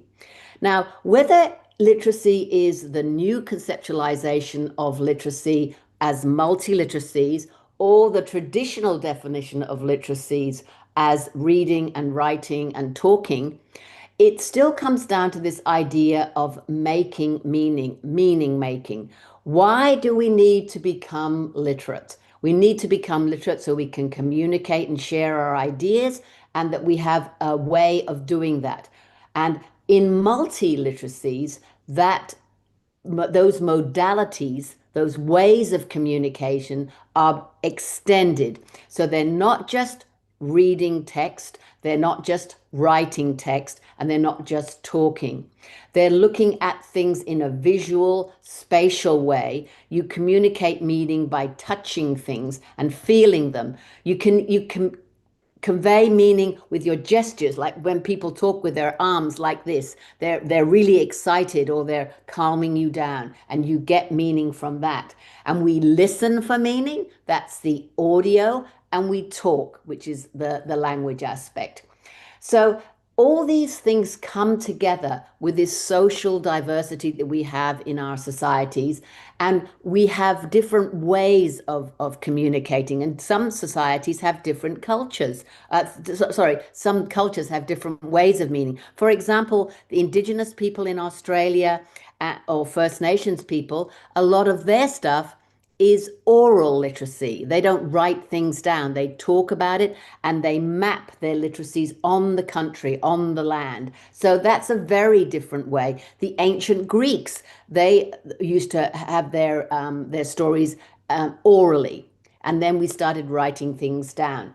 So all these different things are different ways of making meaning and becoming literate. And I would say becoming multi-literate, because in the 21st century, we need to be literate in different modalities, in different forms, so that we can make meaning of the world.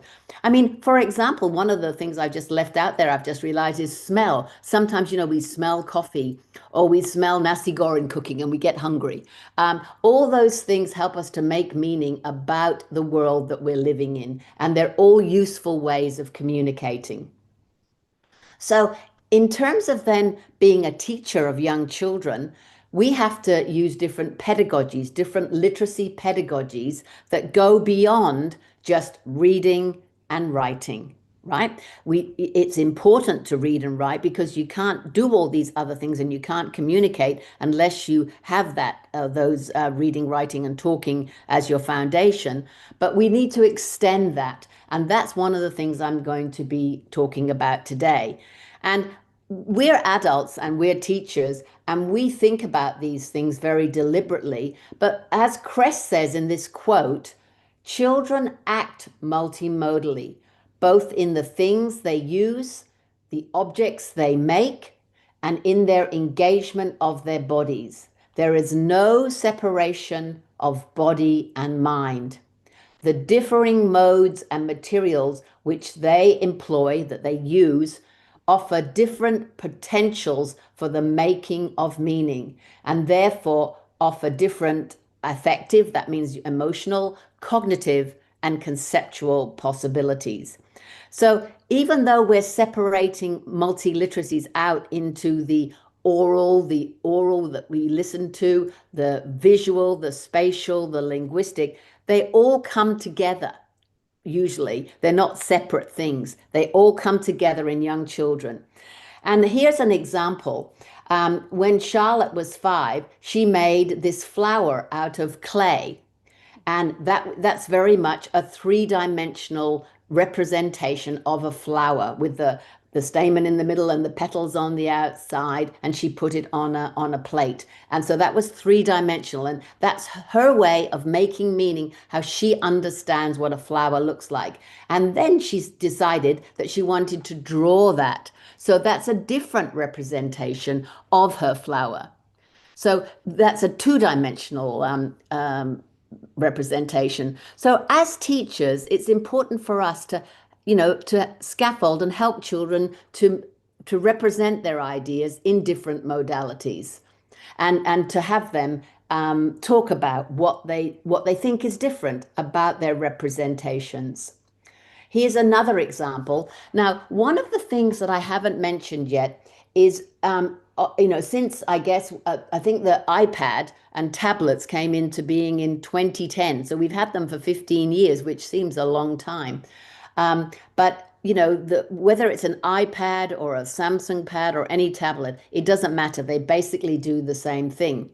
But one of the apps, which is my favorite app on the iPad, because I use mainly Apple products, but you can still do these with other tablets because they're similar apps across the platforms, is an app called Book Creator.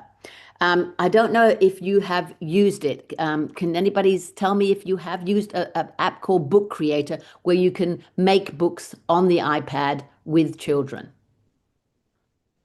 No, well, if you haven't used it, you can Google it. By the way, Noor has a copy of these slides from yesterday, so she'll be able to share those with you without the videos. We've had so much trouble with sharing because I want to show you some videos, but that quote and these examples that I'm showing you, you can have a copy of these. So what I'm going to now talk about is how in the 21st century, we want to become multimodal and we want to have multi-literacies. We need to incorporate new technologies into that. Now, that means that the technology becomes another way of making meaning, and it becomes another modality. So with apps, and there's I don't know, not a million apps, there's lots and lots of apps available to you. There's this one called Book Creator where you can make books for children. Children can make books on the iPad. I just want to make sure you can still hear me. Can somebody say yes? Yes, we can quickly. Yeah. Oh, good, good. Because it's so silent, because when you're talking in a room, you can see people's faces and you can Yes. like, so quiet. I'm sort of Must sitting seem here. awkward, right? Yeah. So here's an example. I did this with my granddaughter Sophia when she was 3 years old. So she just had it was coming up to Christmas, and she had a ladybug larva set. It came in the mail, and we wrote down. I typed it for her. I wrote down, today was December 26th, and my ladybug larva came in the mail. We opened the tube and put the larva into ladybug land. We had to put 2 drops of water for them to drink. We love ladybugs. Now you can see here, I don't think my cursor is working. You can see to the left of the photograph of the ladybug larva, you can see a little sound bar. Now in the iPad, you click on that, and those words are spoken by Sophia, who is 3 years old, right? So immediately you've got text literacy, sound literacy, and visual literacy all at once in that. And you've got Sophia explaining to you what's happened to her today on December the 26th, just after Christmas for her, right? And then because we had time and we were talking about her ladybugs, we went on the internet. So we're using technology to find out information. We found out about the life cycle of a ladybug, and I helped Sophia to map that life cycle out in Book Creator. We could have used PowerPoint. We could have used lots of different apps. Whatever app you want to use, you can use. I just brought up 4 pictures of the different stages of the life cycle of a ladybug, and we put them in there.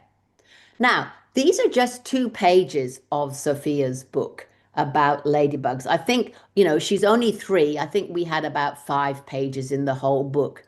But this was an electronic book on an iPad with a cover and 4 pages, and it had text, pictures, movies, and sound. And you can see also that I printed this out. So you can have a version of this book that's printed as well if you've got a color printer. So again, that's a different modality.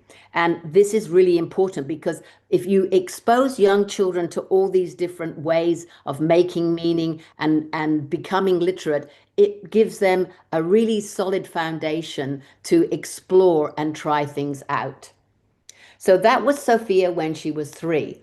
Now, the next ones I'm going to show you are a preschool group here in Victoria. So they are, they're kindergarten and preschool. They're 3 and 4. And I worked with their teachers, at their kindergarten preschool, and they just planted a garden. And you can see we took some photographs of them at different places in their garden because they were very excited about planting this garden. And then each one of them told me what they like best about their garden. So this little girl is called Naraya. She says, my name is Naraya and I like the wombat. It's not a real wombat. It's just like a concrete wombat. But you can see that a wombat is an Australian animal, and they've put it in their garden. It sort of blends in with the stones, doesn't it? But you can see here, we've got a photograph of Naraya. We've got Naraya has done a drawing on that photograph of herself. We've got some text, and down there in the corner, you can see the sound icon. So we can play that sound icon, and the words, you have Naraya speaking, saying, my name is Naraya and I like the wombat. So this, and every child in the kindergarten preschool had a page in the electronic book, in the iBook, on the iPad, and each page they could do anything they like. They could have a photo of themselves, a photo of the garden, and they could have their favorite spot. And then, oh, hang on, I'll come back to that one. We also did a poster at the end that I'll show you at the end of these pages. Now, in another preschool, they had some new equipment in the playground. So we decided to make a book about each child in the kindergarten going on a different piece of equipment. So we said, Harim is going to slide down. Judy is on the slide behind Harim. And you can see that Harim decorated her page with a little drawing of I think it looks like a daffodil. I'm not sure if you know what a daffodil is. But we made this book again. It was a class book, and everybody had a page of their own. Now, I also, in multiliteracies, I include becoming numerate, sort of mathematics. And you see, these terms going down the slide, up the slide, behind, in front of, up, down, in, out. These are all very important mathematical terms that help children to become numerate, to become fluent with numbers and also with space relations. So it really helps to think of multiliteracies as including numeracy, because it gives children the language, the vocabulary to talk about their meaning-making processes. So this is very important. And these class books, they're so much fun. The children love them because they keep the iPad in the library corner or the book corner, and they can just go and look at the different books they've made anytime they like. And also some preschools print them out into big A3 sized sheets, not A4, the regular sheet size, but the big ones. Some early childhood centers are very lucky because they've got a color printer. Okay, so here's another example of something. Back in the other preschool with the garden, they also bought a new scooter. So in their preschool, they've got like playground equipment, they've got their garden, they've got a fence around all this, and they have a bit of a track. So they got a scooter. So we decided everybody would have a go to ride the scooter around, and we timed them. So you see what I've done here? I've brought mathematics into the literacy, into the multiliteracies environment. And we timed everyone and we videoed them. You can see, even though this is a screenshot, there's a play button in the middle there. So when you're on the iPad and you click that, there's a video of the children being very excited, and we've got a video of somebody going around, and the fastest person did it in 20 seconds. Now, we printed out this book. Obviously, you can't play the videos on the printed out book, but what we did was we put the QR codes on it. So you had the printed out book, and then you went back to the iPad from that QR code, you scan it on the iPad and you can see the video. So again, this multimodality comes into action. So the children are looking at the book, which is flat and two-dimensional, I guess, and then they can't play the video. They scan the QR code with their iPad, and immediately they can see the video of that page. And again, this helps them to make meaning of their world and become multiliterate. And then this is the one I thought I had further up. We made a poster.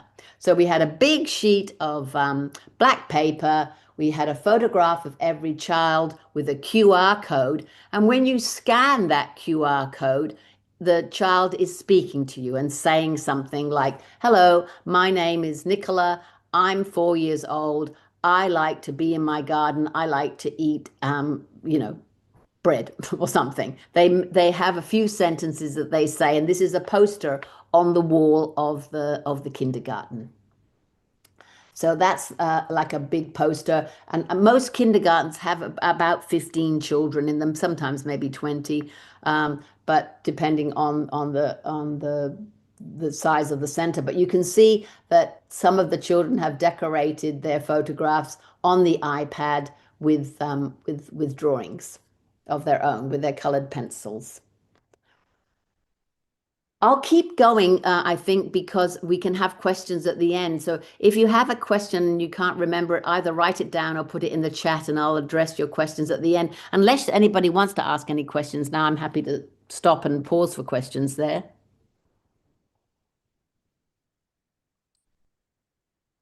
Which would you rather?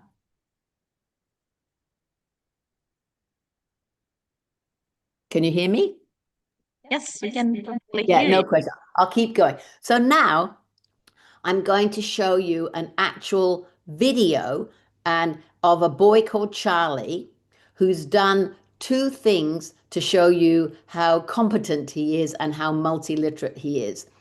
The first thing is, we have a very famous nursery rhyme called "Five little ducks went out one day over the hills and far away. Mother duck said quack, quack, quack, and only four little ducks came back." And it goes 5, 4, 3, 2, 1.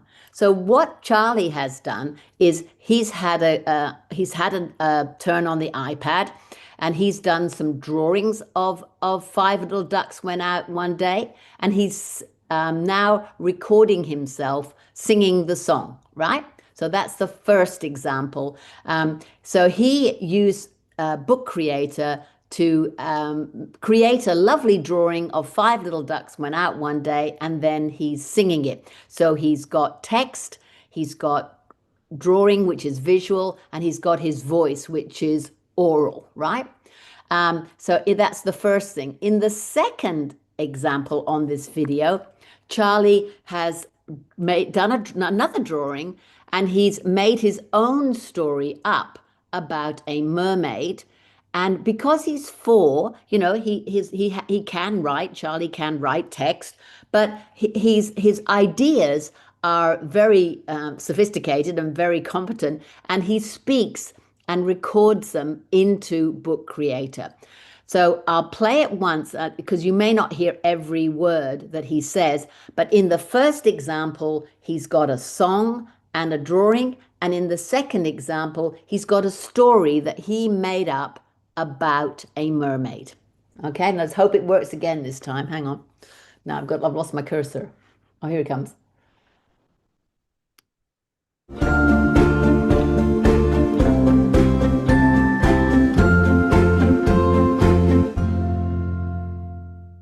Sad mother duck went out one day over the hill and far away. Mother duck said quack, quack, quack, quack, and all of the 5 little ducks came back. Now, it says, have you finished recording? So you press yes. And then you can move that, remember, into wherever you want it to be located. Maybe I'll just move it here. In the corner. Yeah. So, if you think you are ready to work on your next page.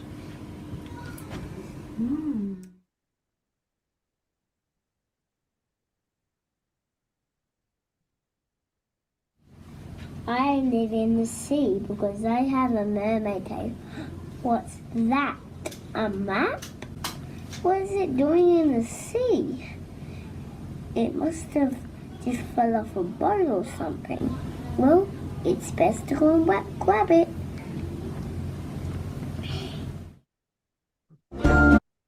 I just want to check you heard that and saw that. Yes, we can. Oh, good. Yes. So you can see that Charlie did two things there. One, he did the song with the drawing, and the other, he made up his own story. And this is all in the app. And you can see that he's very multimodal. He didn't even think about all the different things he was doing. He was making meaning, using the song, creating a story, using technology. So in that aspect, technology enhances what he does. And one thing I should say here is that, you know, you don't have to use a big, because I was asked to talk about multiliteracies and technology today. That's what I'm doing. You know, I've make it very clear that you can use all the different modalities and print them out. You don't have to use technology all the time. You just use it when the children want to use it. And all these early childhood centers that I work in, we only have a maximum of 2 iPads in one room. Never that the children don't have an iPad each or anything. Mostly we have just one, but oftentimes we have 2 because sometimes the children like to go outside, of course, and play, and they like to take photographs and then bring them inside, and sometimes they're building something and they like to take photographs, and we can put that into a book, or we can just keep it as like a PowerPoint slide on the iPad. Now, in the next example, again, these children are, in some places in Australia, we call the preschool years 3-year-olds and 4-year-olds. And we have 3-year-olds in kindergarten and 4-year-olds in preschool. In other states, they just call them all kindergarten or all preschool. So you'll have to excuse me when I usually say 3-year-olds and 4-year-olds, because in Australia, it can mean different things in wherever you are. I'm in Victoria at the moment, but I also work in South Australia where they have different words. Like the first year of school in South Australia is called reception. And the first year of school in Victoria is called preparatory. So in this example, this is a Rosie, and she's playing with, I think her friend is called Lily. And what they're doing is Rosie is really interested in music and sound waves, and she's been talking into the iPad, and she notices when she's talking that the sound waves, the voice indicator shows that the sound waves go up and down. So she's playing with the iPad. She's also playing with drawing and painting, and she's discovering and talking about her understanding, how she's making meaning about sound waves. So again, you can see how the different modalities come together. She's listening, she's talking, and the sound waves are represented, as you will see in this video clip, in the lines, which is a visual representation. So hang on, I'm going to play another video now.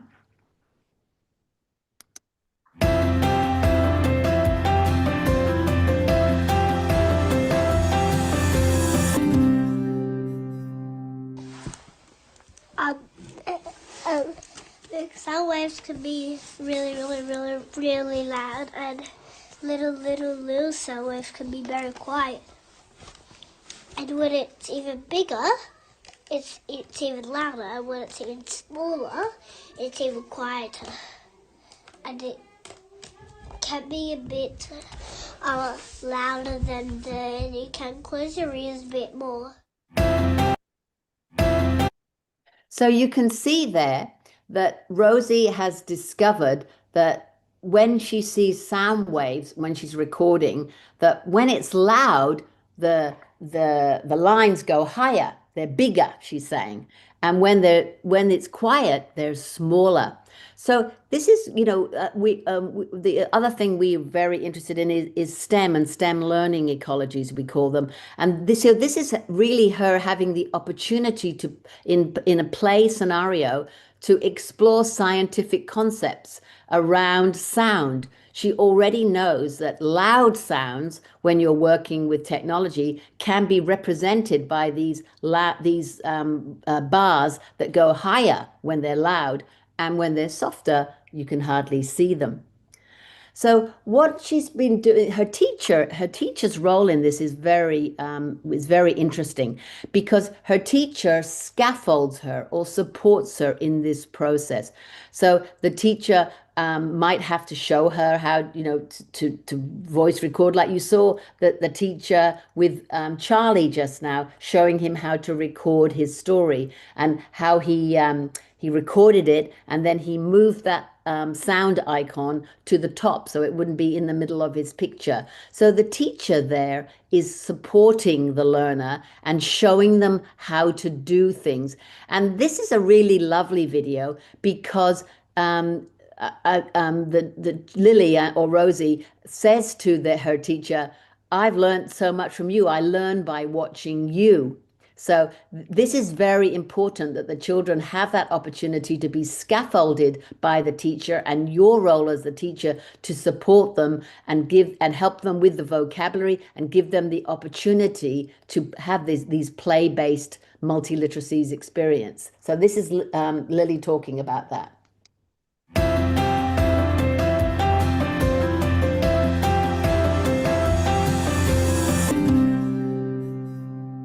What do you like about using the book creator app? That you can actually learn more.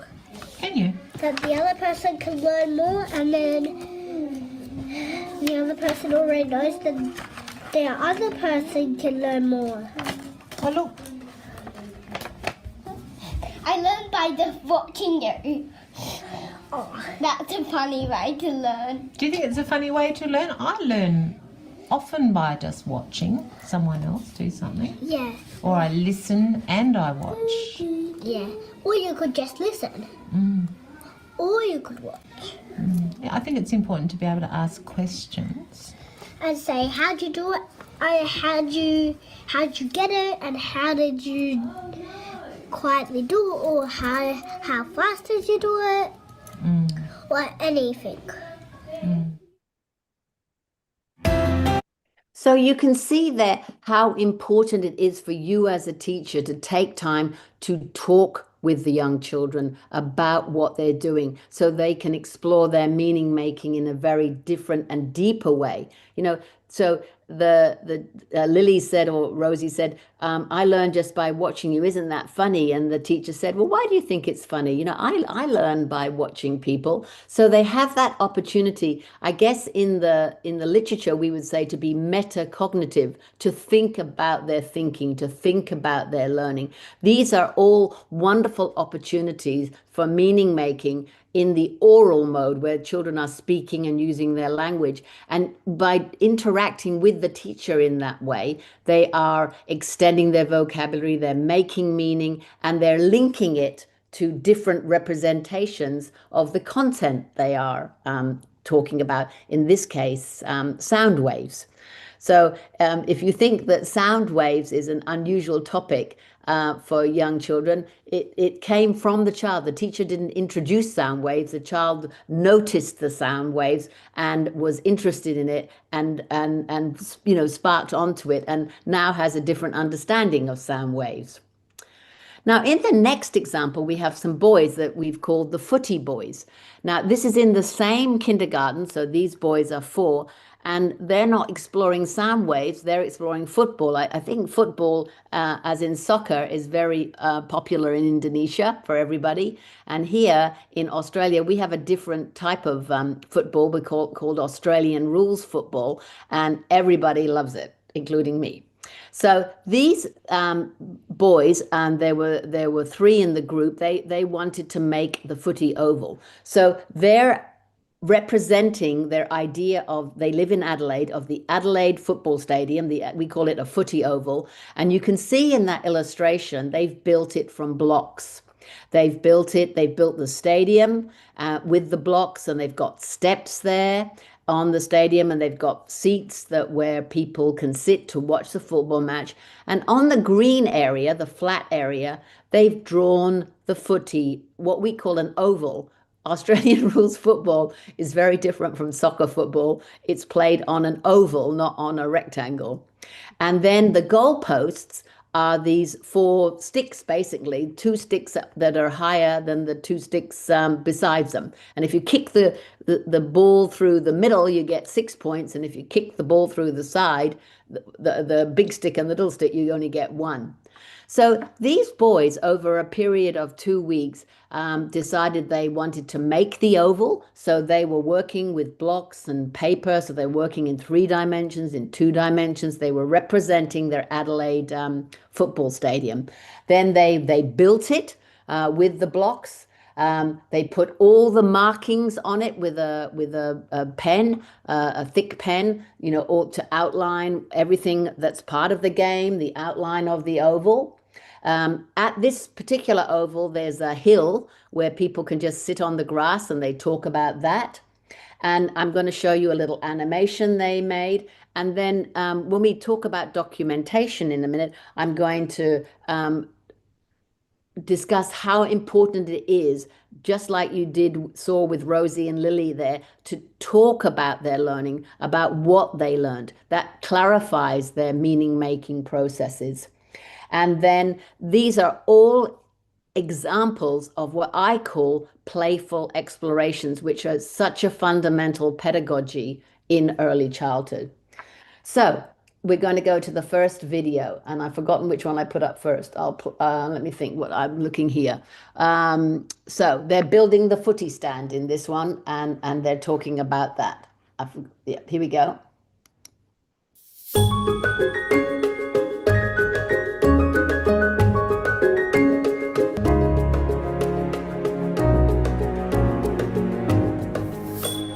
On that side, that. Ted, is it going to be the same as the grandstand that you built with Xavier? Bet Baron where? Here. Bet Baron and Bet Baron. Where's Bet Baron? Bet Baron and Bet Baron. Bet Baron. Did I do it right, Xavier? No. How? Yes! But that needs to be Z, so now you make a 3 layer.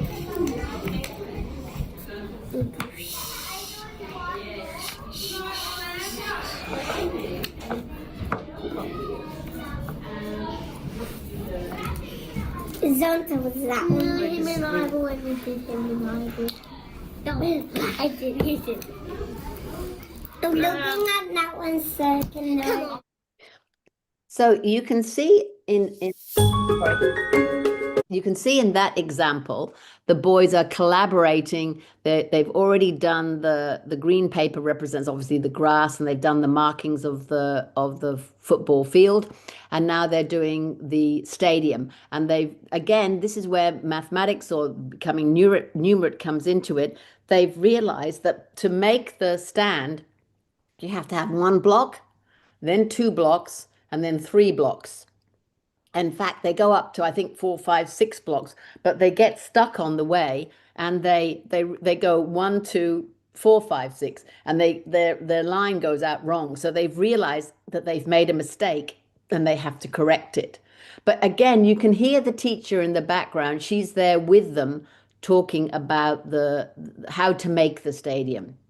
Now, as I said, again, because we're talking about multimodal literacies, we're talking about different modalities. We've got the visual, we've got the tactile. The tactile means they're touching it. They're touching the blocks. They're building with the blocks. They're using their bodies. That's what we call kinesthetic or embodied learning. They're not just like standing back and reading a book. That's a different action.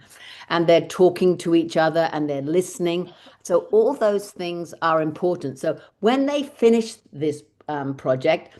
They've got the football oval, they've got the posts, they're talking about the way you play the game, they've got the stadium. And then they, with the teacher, they decide that they're going to do an animation of it. So now I'm going to show you their animation, which is, you can do this in so many different ways. There's an app called Stop Motion, I don't know if you're familiar with, or you can just put together lots of still pictures and have them play in a sequence. But there is an app called Stop Motion that's good. So this happens very fast, so I might show it twice. Hang on, I've lost there we go. Oh, it's not working, hang on. Why is it not working? Right, that was the animation.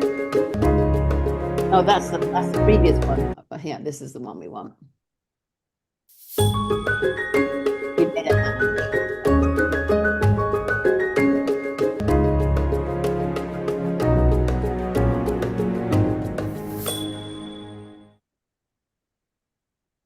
So,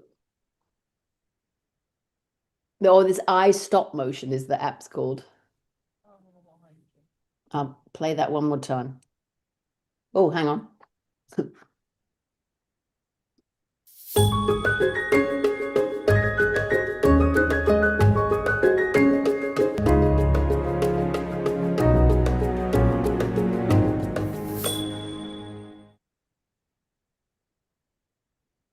And you see the little blue figure going up the steps and the dog.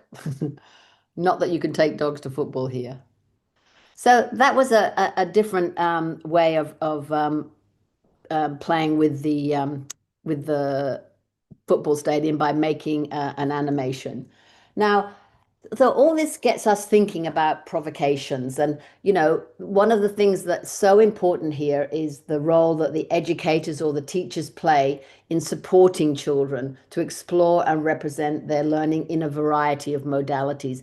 So if children are using an iPad and they say, I wish we could do this, you could support them with the materials, whether it be the green paper for the oval or the blocks or the iPad, or show them, like Charlie, how to do the sound. It's really important that as teachers and educators, you're there to scaffold their learning and to ask them to share what they're thinking about as they're learning, because that helps them to make meaning in a deeper way. And what is very important here is that these new technologies or these digital technologies, thinking about how they can complement the existing modalities with a pencil, a paper, clay, or blocks, what have you, because that's what multimodal literacy is all about. It's you providing the opportunities for the children to express their ideas, to communicate their ideas using different materials or modalities.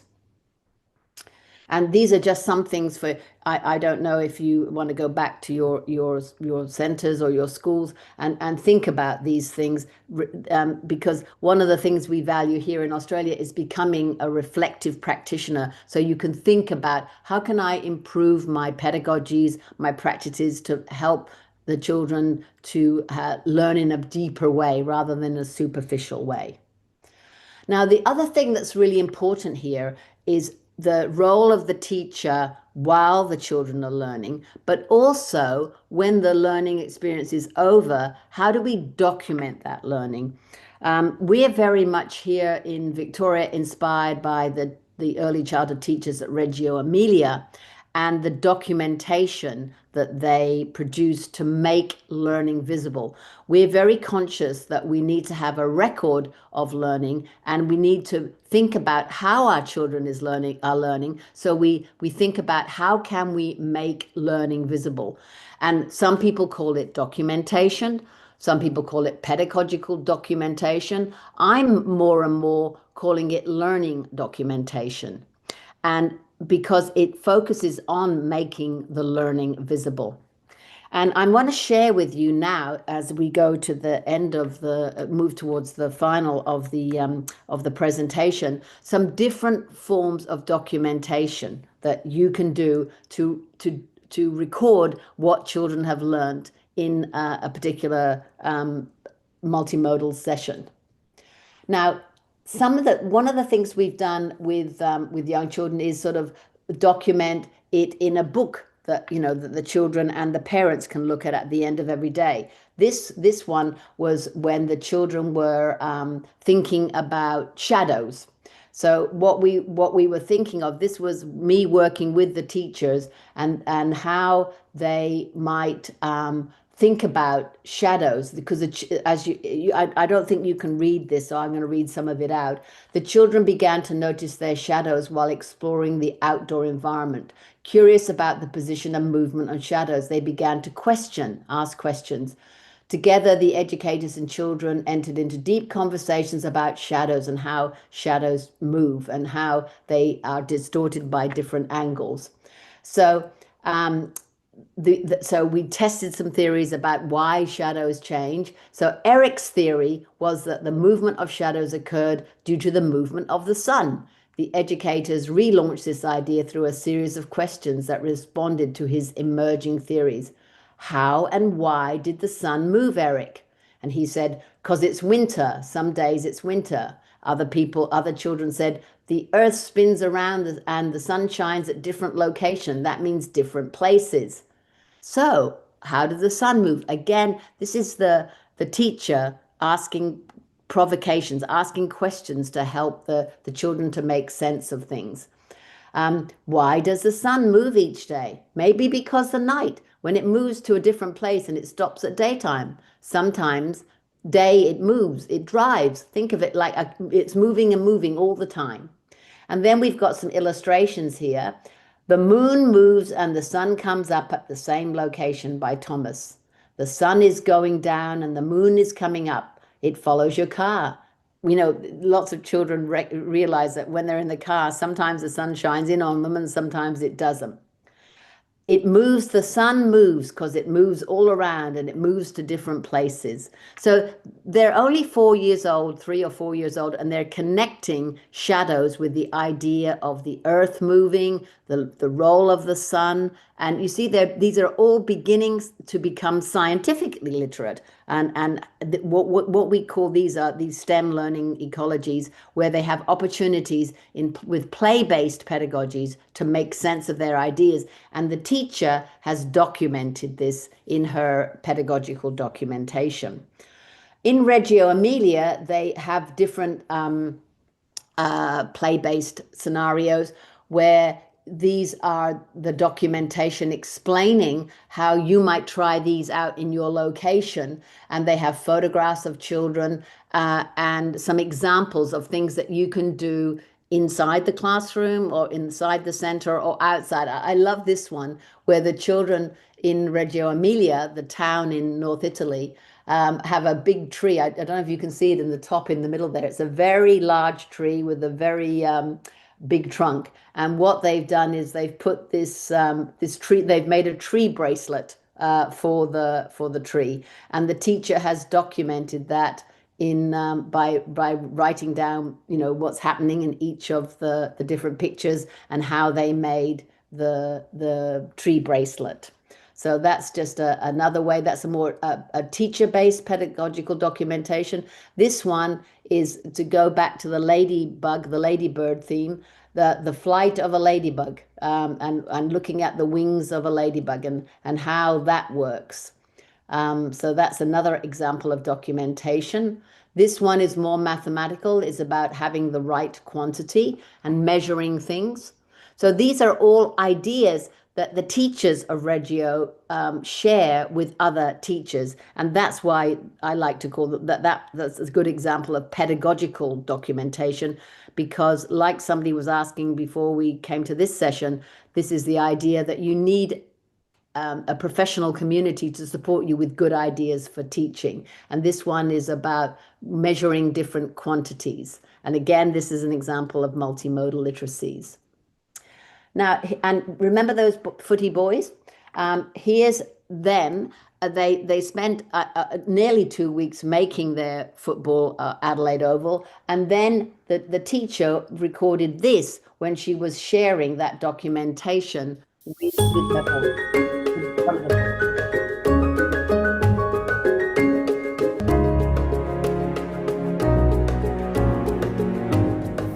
Okay, Xavier, what did you want to say about looking back at this documentation and your I learning? remember everything because everything is on here, and I remember when we recorded ourselves singing the Crow song. And I do hate the Crow song, but I still sang it. What else can you remember? Do you remember when you first started this project of making the stadium? Oh, yeah, that's when we first started. Well, it just shows you that, and then all the top is when we nearly finished, and then the bottom, and then that is done, and then that's when and Angus is putting the people under the sand. I'm just going to play that a bit again a minute because I just want to show you something.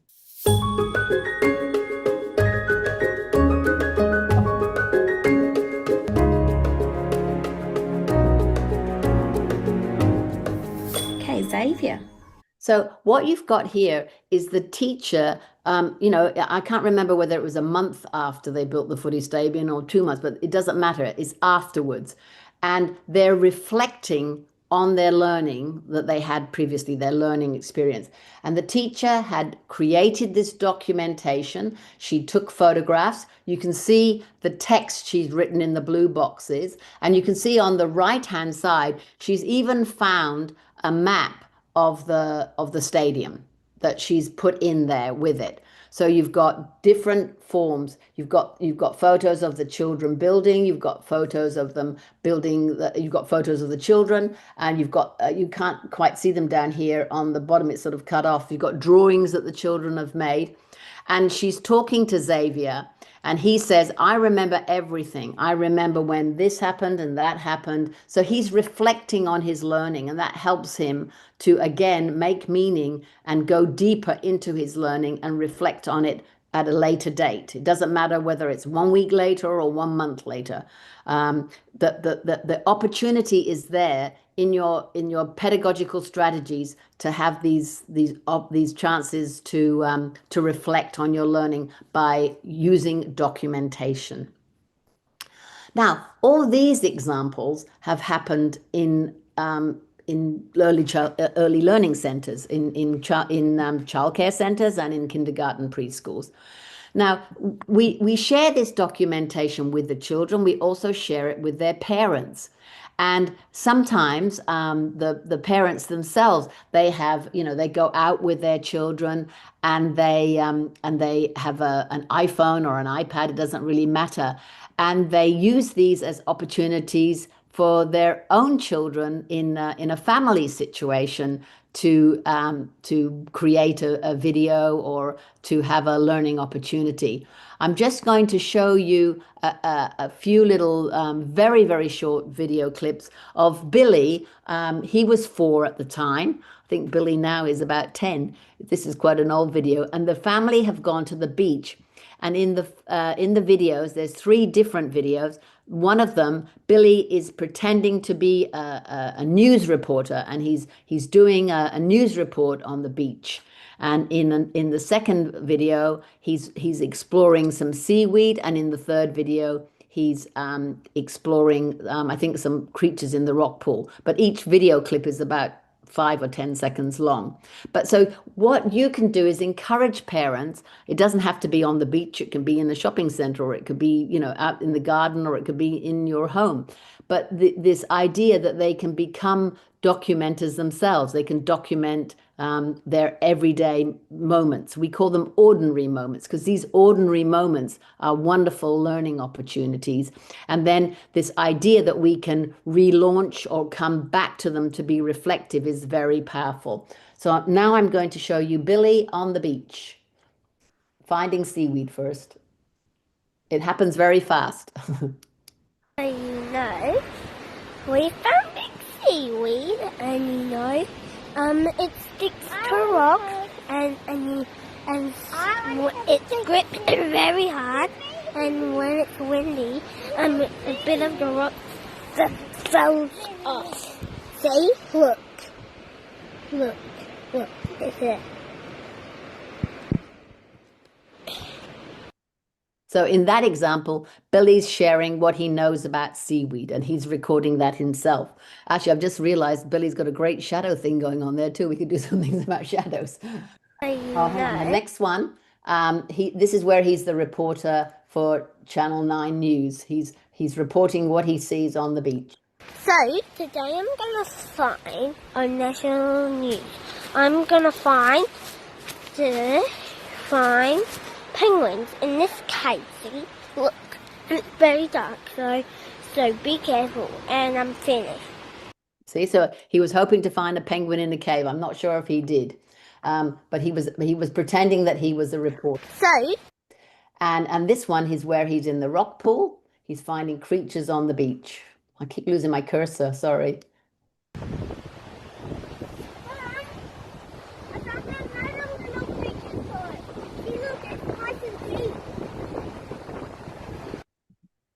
I think we're very lucky in Australia. We have lovely beaches. I was when I was talking to Nora, she said you're quite close to Bali. I'm not sure how you are close to beach, but I have a doctoral student who does lovely outdoor work in Singapore, and you know how hot it gets there, so you can't always go outside. But you can do things like this with ordinary moments, whether it be in local areas, in parks, in shopping centers. It doesn't always have to be in nature. So I just wanted you to think about these provocations, and these are some things that you might reflect on when you go back to work. You know, how does this documentation, this pedagogical documentation work? What role do teachers play? These are all important things, and what is the role of digital technology? The final thing I wanted to talk about is the importance of a pedagogy of listening.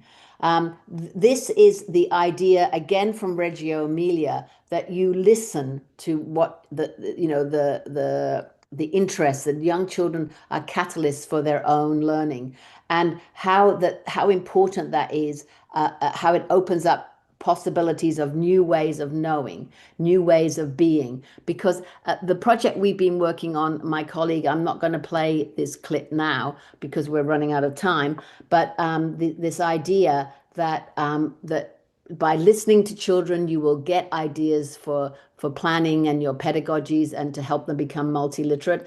And they will also listen in and be attuned to sound.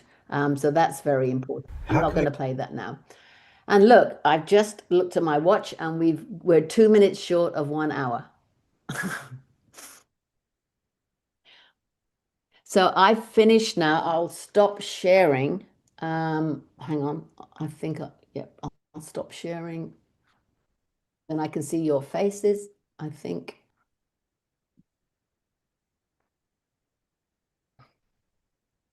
So I've talked for an hour.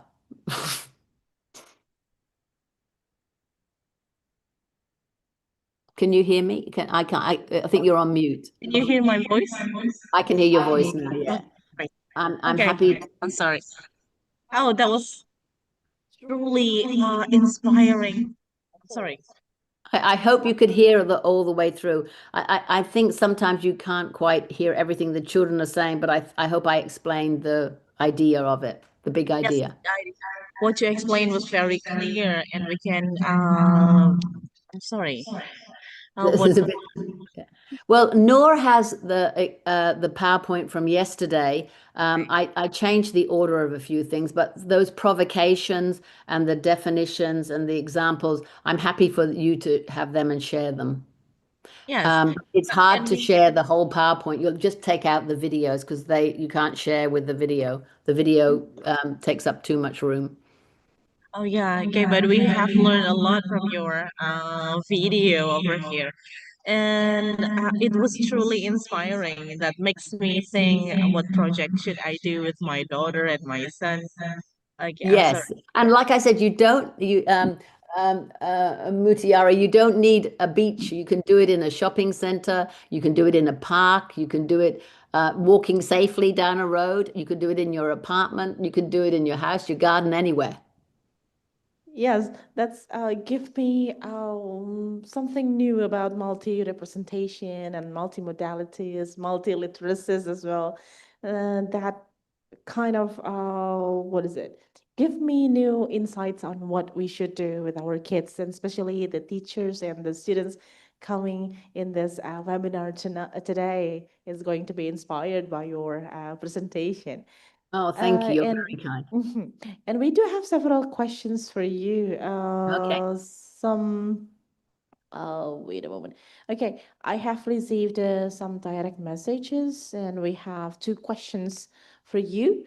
The first question is, how can teachers practically support children's meaning making across different modalities in early childhood classrooms? Yes. That will be Well, the first hopefully, question. I've answered that in the presentation. You know, like I said, you don't always because when I spoke to Noor first, we were focusing on iPads and digital technologies. I've given you examples with that, but you don't always have to have that. It comes back to that last slide about a pedagogy of listening. You have to take the lead from the children. If they're interested in sound waves, if they're interested in ladybugs, if they're interested in football stadiums, if they're interested in cooking. You know, you take the lead. The latest one from that same kindergarten, I went back last year.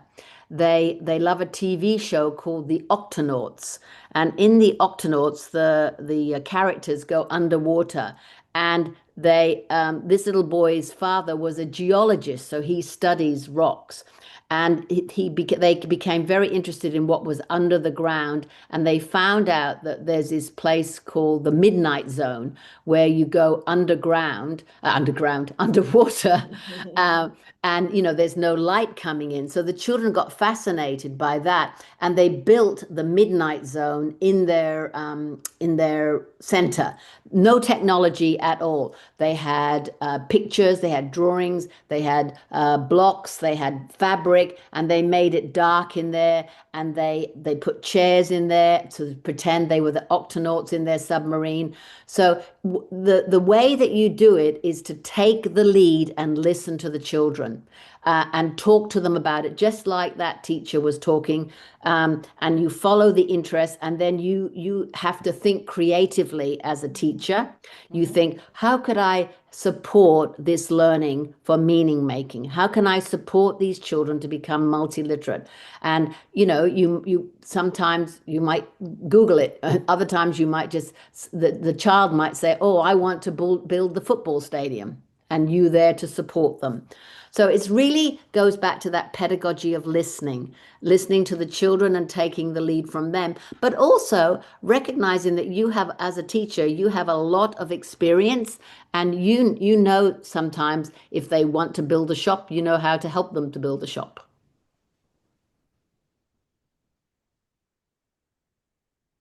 I think you're on mute.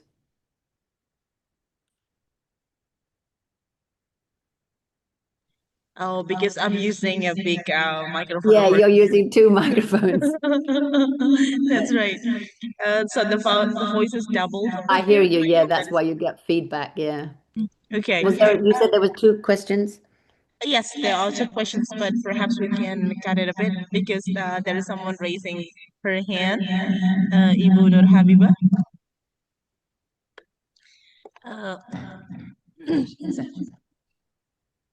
I'm sorry for the inconvenience. That's okay. Can you hear my voice? I can hear your voice, yes. Okay, that would be great. So we see someone raising her hand. Bu Nur Habibah, do you want to ask question? Oh, that's Nur. Yeah. Ibu Nur Habibah, do you want to ask question? Yeah. I want to ask something. Sorry. Yeah. I want to ask to Miss Nicole Ayalan, thank you for your material that really give me some knowledge that I haven't done it before. So I want to ask something that it's practical if we have like 15 child in the class. The child is actually really tend to get bored really fast. You know, if we practically to the deep learning, how we can communicate with all of them with the deep learning, even I hear though you, yeah. Yep. yeah, we So have a lot of yep. How old are the children you work with? like 5 to 6 years, I think. Yes. So And it's most common in our school in the kindergarten in Indonesia. yes, I haven't been to Indonesia for a while. I worked in Hong Kong for 4 years, and I've been to kindergartens in Singapore. I've been to a couple of kindergartens in KL, in Malaysia, Kuala Lumpur. But your 5-year-olds, are they in school or are they in preschool? Are they in like that, that because it's different because in the examples I've shown you, all these children are in preschool and the pedagogies are play based. So in the examples I've shown you, the teachers, that some children, each teacher has 15 or 20 children, and they have a teacher helper, an aide, and some children will be outside. The children can have play-based pedagogies in the morning, right? They'll come together to have a music time, they'll come together to have story time, but basically they follow their own interests. Now, once the children get to school, it's different. There's a national curriculum and there are things you have to do. And what we've done in our work, we've continued those play-based pedagogies into the school. And say you have 25 children in your class, you might put them into groups of, say, 5, or you might put them into groups of 6. And you might not have a helper, or you might have a helper. Now, you would then work with those children in groups, and you would have different resources set up for them. For example, you could have learning stations, I don't know. But sometimes you will teach them all together. You will have a literacy lesson or a maths lesson or a science lesson. But what you need to do with young children is you need to realize you can't be talking at them the whole time and expecting them to just work in books. That's a very traditional approach to learning. It's the traditional idea of literacy. You need to have other things to do. And what these children are doing at 4 years old, you can take that into the primary school, the elementary school, and you can do it in different ways with different pedagogies. But the worst thing a teacher can do is in elementary school or primary school is talk at the children the whole time, expect them to sit there and write in books, because nobody's going to win in that situation. Nobody's going to learn, nobody's going to win. Children need to be doing and thinking and acting. And like I say, if you have technology, you use it. And if you don't need it, don't use it. But the idea is you have to vary and pace the learning for deep learning. And you have to let the children follow their interests. Tell me something though. Do you have tablets in schools or early learning centers in Indonesia? Do you have tablets, or like just one? Mostly we do not have tablets in our schools. No, you only need one. Yeah, because I In work. some private schools, they have one tablet, but for most schools here, we do not have that. No. Are they expensive in Indonesia? Like, Yes, it's quite expensive. yeah, I mean, you only need one. I mean, look, you can use your smartphone, but it all depends whether, I mean, we have rules here that you can't take your smartphone into a early learning center because there's ethical issues there, which is, fair enough. So I would say in Australia, every preschooler has access to one tablet. It would be lovely if we have that. At Yeah, least one. but what I'm trying to say to you, you can still do these things that I'm telling you, sharing with you, without the technology. I mean, Noor asked me to include technology, but I mean, it is 2025. I mean, I think you should. Who funds your schools? The local government We or the also have parents or the central government as well. yeah. The local government also Yeah. funds So it. I would be asking for one, just one. Mhm. But if you I would don't, like you to. can still do some of the ideas that I've shared with you today. Just take the technology out. You can still make books. You can have drawings. It's just you can't have. Do you have digital cameras? No, I don't. No. I don't think Yeah, because so. everything is tied up on the phone these days, and we can't use our phone in the center because it's not ethical. Yeah. So Also, there I are see. opportunities to be multi-literate Hmm. without technology. Because if you think about it, a pedagogy of multiliteracies came out in 1996. We didn't have the iPad until 2010, I think it was. I think that was the first tablet, right? Yeah, that was So right. you can still, the provocations I've given you, you can still think about doing this it's about transforming your pedagogy, the way you teach. Mhm. And it's about organizing and planning your children so that they're interested. No child is going to be bored or troubling if they're interested. Children are curious. They like to learn. They don't like to be naughty. They don't like to sit there and do nothing. They like to learn. They like to be curious. So you have to build on that by listening to them. Oh, yes. Buseni just remind me something in the chat box. He mentioned that, yes, we do not really have iPad or tablets in every school, but at least one school has one laptop, usually. Yeah, So, well, I mean, laptop. Yeah, sorry, I said tablets. I was mhm. thinking tablets were cheaper than laptops. That you're more likely to have tablets. So my mistake. Yeah. So if you have you can do all this on a laptop. It just as, I mean, it's the same. It's just not as easy to carry around.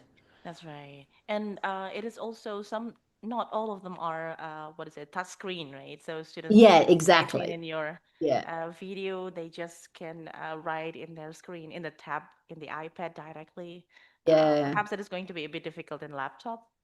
Well, I mean, look, when I work with 3 and 4-year-olds, sometimes they speak and I write the text for them, and because then you get the idea that they can speak and then they can see the words. You can do that on a laptop, right? Okay.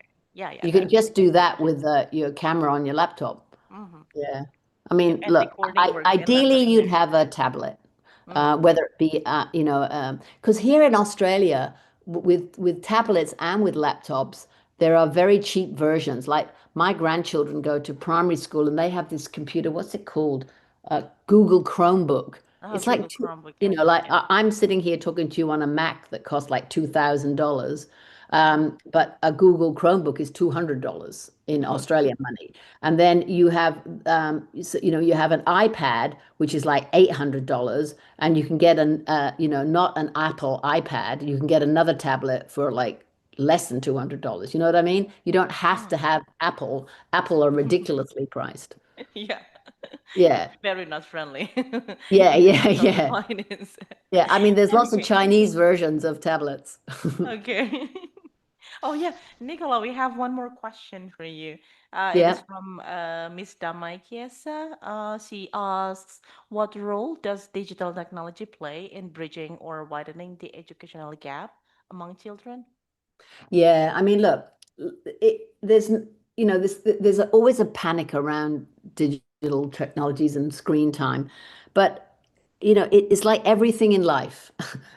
It all depends how you use it. Look, you can do the things that I've shared with you today without technology. You can be multimodal, but there's no doubt in my mind that that having technologies helps meaning making. It helps you to communicate. It helps you to think about things. Um, uh, you know, I'm I'm I'm I'm not advocating that everybody has to have technology, but the trouble is some people do and some people don't, and that it used to be called the digital divide. Now it's going to be called the AI divide. But I mean, look, it depends. It's like becoming literate and becoming numerate. It's about your life. I don't like this idea that everybody needs a phone. Like if you're in the middle of the desert in Africa, do you really need a phone? I don't know the answer to that. You know, if you're living in a village in South America in the middle of the jungle, do you need technology, or you just every day you tend your animals, you look after your children, you grow things, you have a different life. So, you know, when they say, oh, some people only live on $1 a day, well, that doesn't really mean anything, because the fact is they're living a life where they are happy, and that's the main thing, where they can grow their food, where they can eat their food, and they're healthy because they eat their food and they grow their food, and they're not watching TV, and they're not going to movies, and they're not living in polluted cities, you know. So you can't really say that the people who haven't got technology are disadvantaged. They might have a nicer life than you. Yeah, Less stress, no less stress. pollution, you Yes, know, no definitely. no having to earn money to get food. Yes, You know what? It's and all they are very not living different. in the peer pressure of a social media world, right? Exactly, exactly. So, you know, this whole idea of the have and the have-nots is important, because we have to make sure we look after everyone. But at the same time, you know, sometimes we might be envious of people who can live in the mountains and have animals and grow their own food, and live you know, much more carefree life than we do in the cities with all our pressures. So I don't know. Yes, okay. Yeah. Thank you very much, Nicola. Oh, It's been yeah. a Okay. Well, it's been lovely lovely talking with you. conversation. Thank you for having me. And thank you Okay. to Nora. And one day I hope to come and visit you. Yeah, we would like to have you here. And you have very interesting topic, and perhaps in the future, our faculty would do research together with you if you Yeah, are that would be interested. lovely. Yeah, that would be Okay, nice. thank you. Yeah. And Thank you. the work I'm doing now is really taking multi literacies into Mm-hmm. STEM. And Into STEM. I I'm writing a book with my colleagues called STEM Learning Ecology. So we're doing all this in the context of STEM, and a lot of it has no technology. That would be interesting. So So when the perhaps book through comes this work. out next year, I'll let you know. Oh, that would be lovely. Thank you. Yeah. Oh, later maybe Bu Nur can contact you in relation Yes, to that would be lovely. future Thank, research thank you, project. and I hope you have a rest. Nice your day. I've forgotten what afternoon is in Bahasa. Selamat What is? siang. Yeah, Selamat siang. yeah. So good afternoon. Okay, good afternoon. Oh, but before that, I see that we have Dr. Marianne here. Are you here, Dr. Marianne? Perhaps she wants to say hi. She said that she wants to meet you. Okay. Dr. Hi. Marianne, are you here? Dr. Marianne Anheim, can you hear my voice? Hello, Dr. Marianne Anheim. Hi, Can Mariam. you unmute yourself? I Hello, had ma'am. I had some problems unmuting. It was very nice listening to you, Nicola. So Oh my, I'm glad. Yeah, I was conscious that you know, I can talk forever, but I was conscious that I talk very quickly, so I was trying to slow down. Well, that was really a nice and inspiring session with you. Oh, thank Okay. you. You take care. I'm going to have a cup of tea now. Thank you. All right. But before we wrap up the session with Nicola, the committee would like to show some token of appreciation.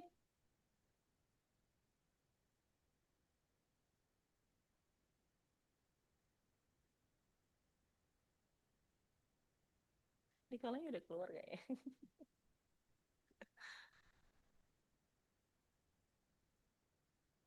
Nicola sudah keluar. Nggak apa-apa deh.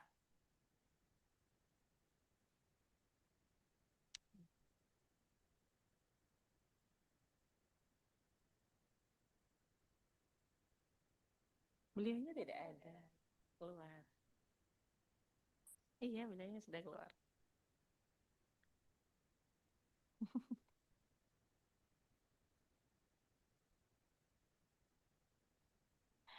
Oke. Sudah saya share, sudah saya share di grup.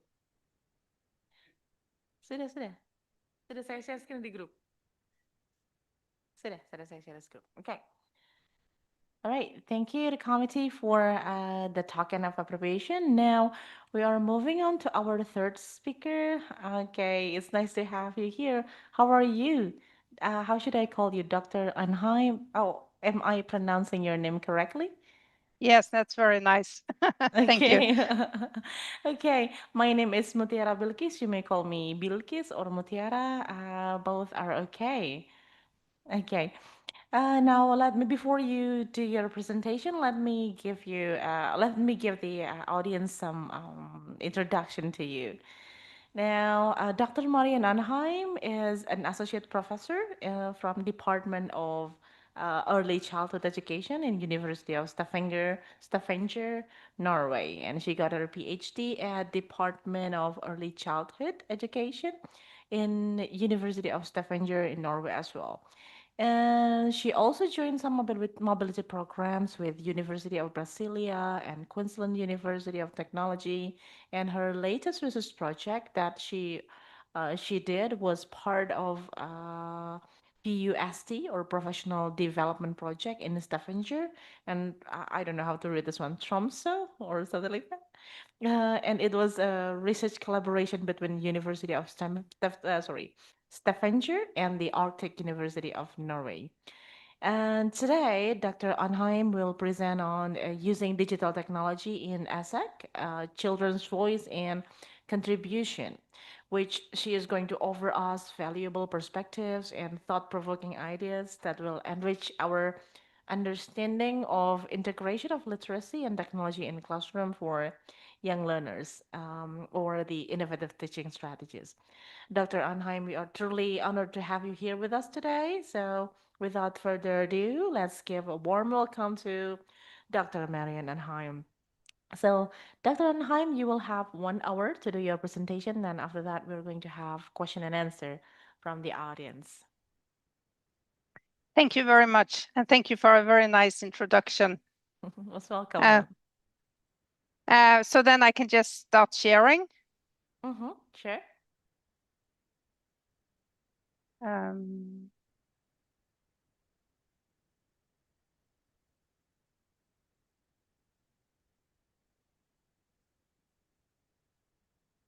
Okay.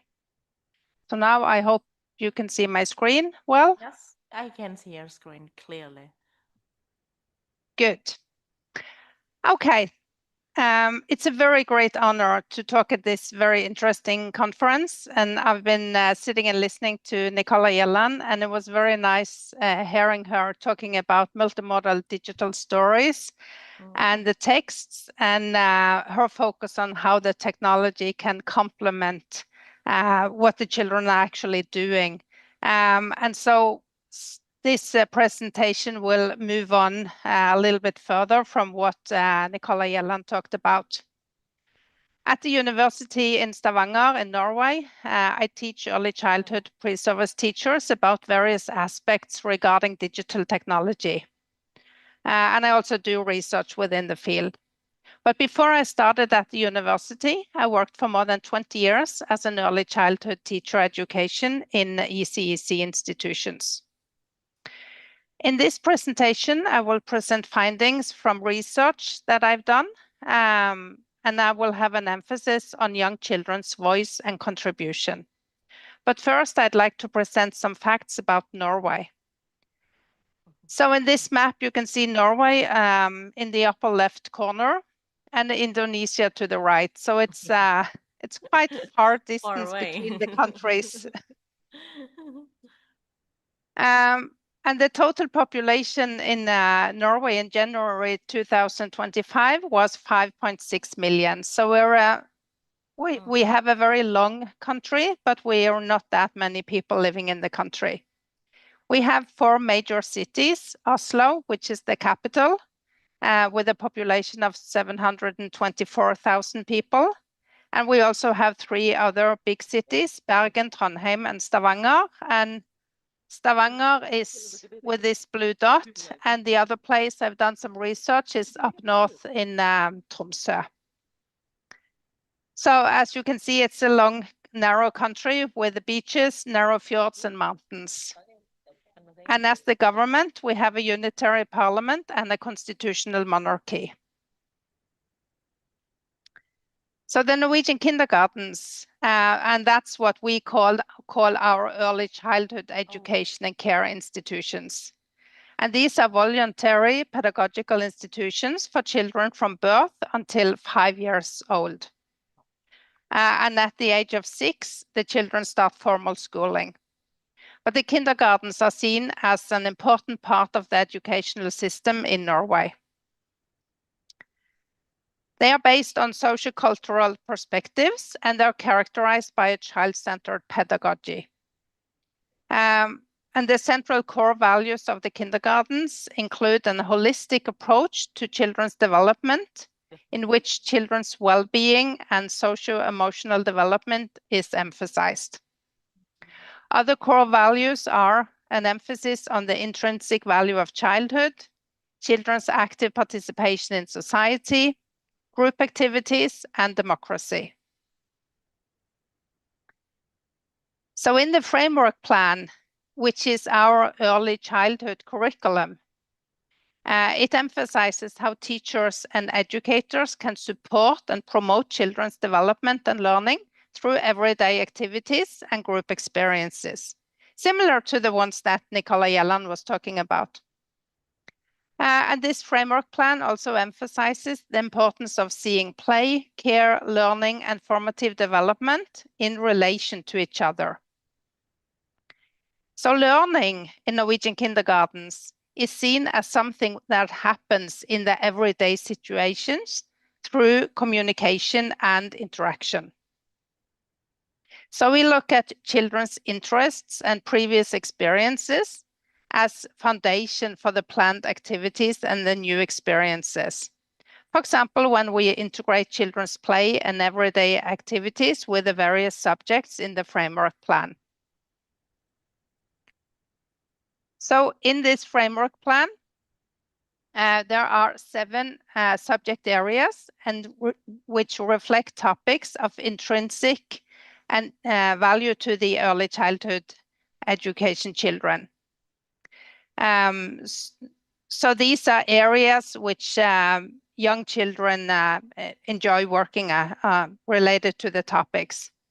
And the core values shall set the agenda for and influence these subject areas, and play is important. So in the first area, we talk about communication, language, and text. And in the second, we talk about body, movement, food, and health. Then we have art, culture, and creativity. In the fourth, we have nature, environment, and technology. The 5 is focusing on mathematics, quantities, spaces, and shapes. Then in number 6, we have ethics, religion, and philosophy. And 7, local community and society. And my experience from working in a kindergarten myself is that when we do digital technology activities, we integrate a lot of these subject areas within the activities that we are doing with the children. And also in the framework plan, children's and teachers' creative exploration and inventive use of digital technology is highlighted. The pedagogical and creative aspects of using digital technology with the children are emphasized. And it says, digital practices in kindergarten shall encourage the children to play, be creative, and learn. Stories have a long tradition in Norwegian kindergartens. But also, like Nicola Yelland talked about, not just reading the stories for the children, but also to let the children be active and create their own stories is very important, including digitally, but also not digitally. And I look at the process of creating digital stories with children as a valuable opportunity for the children to gain first-hand experience with technology and with the creative and inventive use of technology and digital literacy.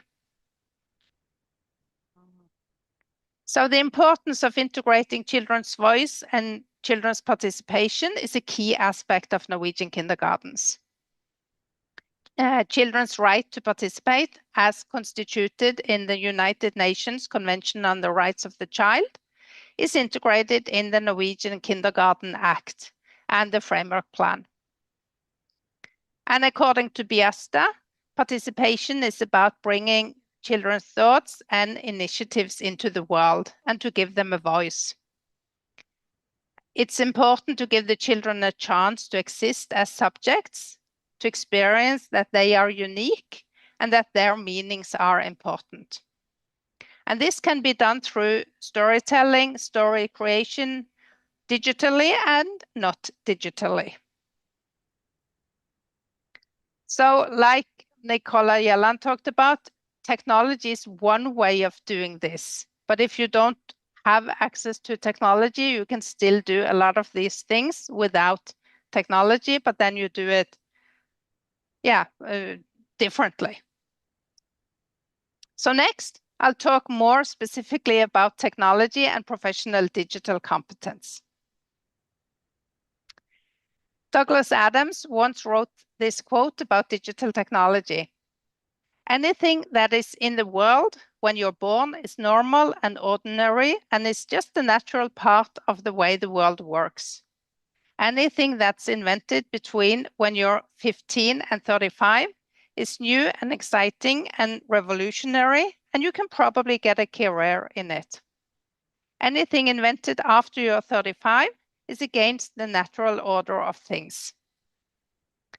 So today, most children in Norway grow up in a society with broad access to various digital technologies in their everyday lives. And as far as these children know, digital technologies such as tablets or smartphones has always been there. Technology, as was once said, is not technology if it happened before you were born.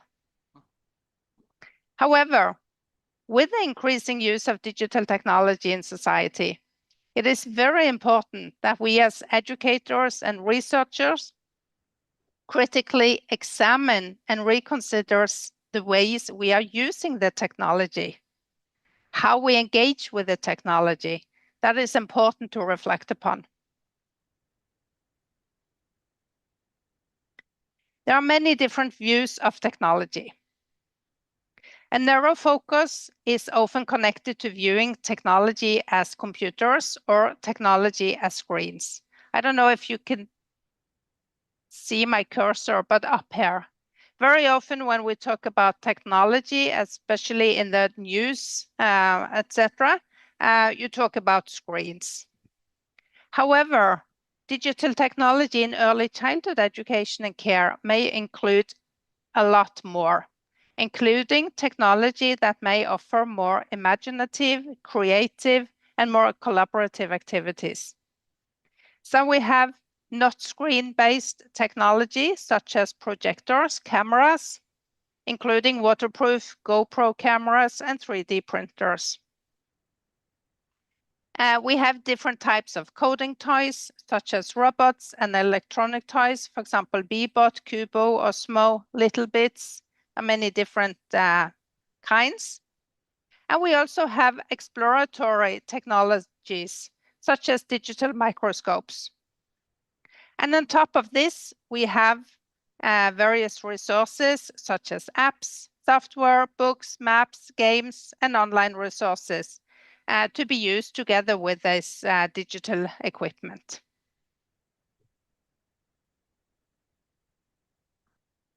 Today, digital competence can be seen as a precondition to be able to participate and contribute actively in society.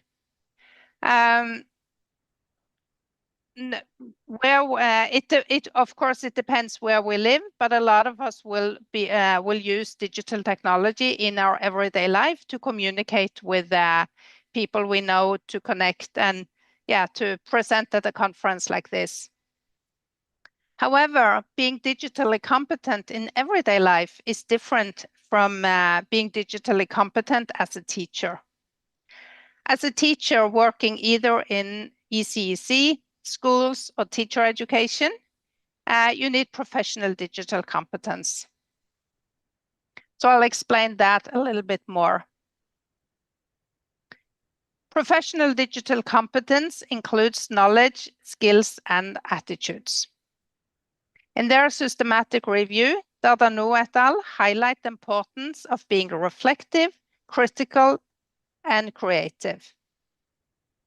So to be reflective is about reflecting upon the digital practice and making didactic and pedagogical judgments of how, when, and why to use technology.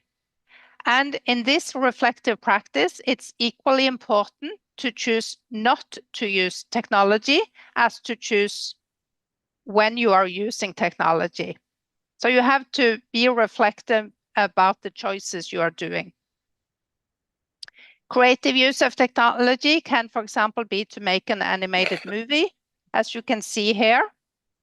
And for the pre-service teachers to be able to do that and other activities with digital technology in ECEC, it is important that they are given the opportunity to try it out and to experiment with these methods during their teacher education. So at my university, when I teach early childhood pre-service teachers, they are making animations to find out and to try out how it's being done. And the third aspect is critical judgment. And this is related to children's digital development and learning processes. But it's also related to an awareness of the ethical issues related to participation in a digital and democratic society. So we need to be critical again about what we are doing, when we are doing it, and why. So one important aspect when talking about digital technology is to help the children and the pre-service teachers and also ourselves to develop digital resilience. It is important to teach children and pre-service teachers about safety and responsible use of technology, and we need to make sure our use of technology is aligned with the privacy regulations. But on the other hand, it's also very important to empower the children and the pre-service teachers to help them to develop digital resilience, the digital resilience they need so that they can be reflective and critical and be able to make their own choices.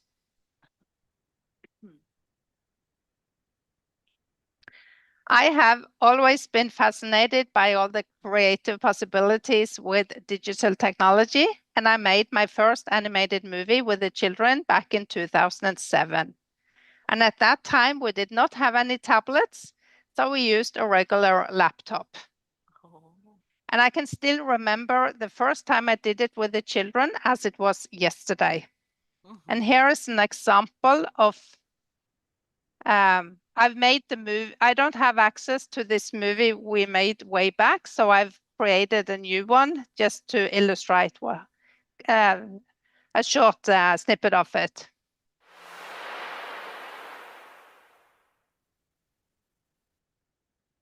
Hi, who are you? Oh, ooh.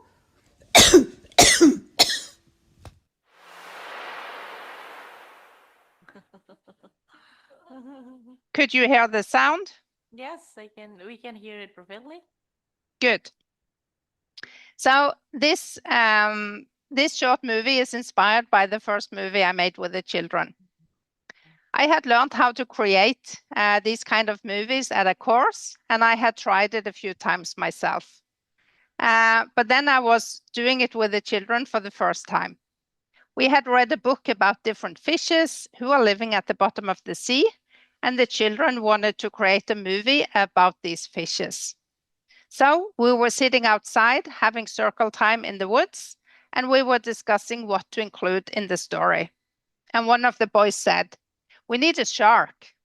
"Yeah, that's a good idea," I replied, and the other children agreed. Then more fishes were included in the story, and the boy said, "The shark can eat one of the fishes, and then the shark must cough up the skeleton, because my cat always does that when he eats fish." "Yeah, wow, that sounds fun," I said, and I could kind of visualize how it would look like. But then the boy said, "But I don't know how to do it. And I said, I'll help you. And that's what animation is all about. It's about the magic and the possibility to make anything happen.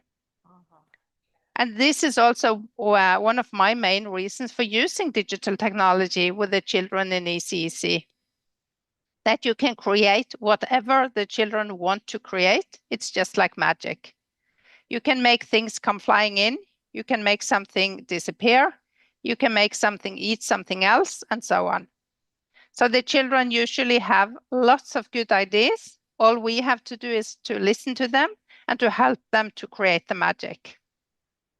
And these kind of movies can be made with a smartphone or a tablet or a laptop. If you're using a laptop, you also need a camera to take the photos. And then there is some an app to put it all together. So then I'll move on. So now I'll talk a little bit more about my PhD study, which I finished 5 years ago. And in this study, I have explored 2 groups of children aged 4 to 5 and a teacher who created multimodal digital stories together. And a multimodal digital story is a story expressed through several modalities, such as pictures, words, sounds, and presented digitally in a medium. For example, an ebook or an animated movie.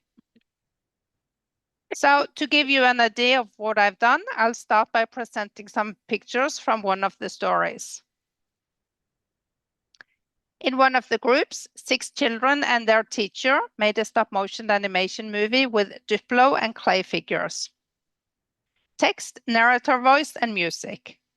And this movie is called Rapunzel and has clear references to the narrative about Rapunzel, who is trapped in a castle by her stepmother. If you look closely, you can see her behind this window. And then Rapunzel is rescued by a prince, like in the fairy tale. But in this story that the children created, they have also included several other creatures, such as a troll, a monster, a lion, and a leopard, and they all fell on a rock in the woods. So here you can see the troll. Troll over there. And trolls, they are mythical creatures from the Nordic folklore and fairy tales, which has roots in the Norse mythology, where I come from. So a stop-motion animation movie is a multimedia production with images, text, speech, sound effects, music, and other effects. And it is this combination of these different modes that are important, and the ensemble they provide together. So to create an illusion of movement, you take many still photos and then you play them back quickly. And then you can create an illusion that a Duplo figure is walking. So it's not the still photos itself that are interesting, but the illusion of movement that they create. So here you can see the final movie, which was created by the children, and it's about 2 minutes long. Det var en gang stemor som skulle gå ut på tur. Hun gikk og gikk og gikk.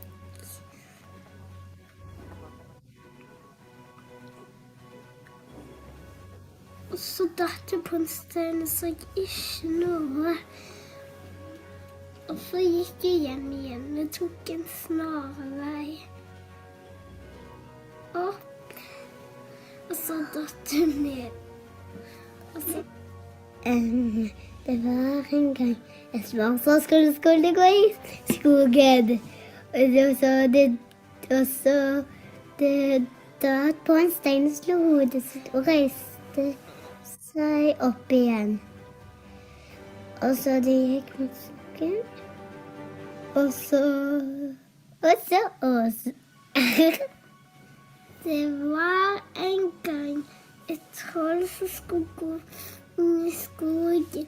Han gikk og gikk, og det var kjempemye vind. Og så ble han stille og datt.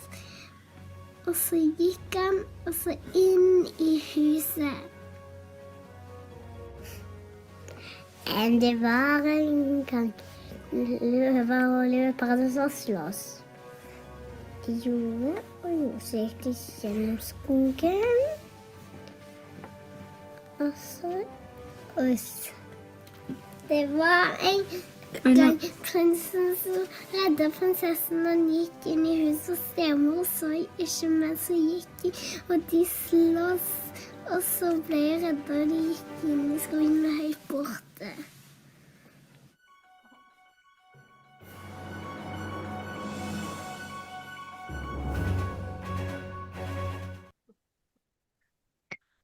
So this movie is made by 6 children and their teacher. And in Norwegian kindergartens, there is usually around 18 children, aged 3 to 5, in a group with 3 educators.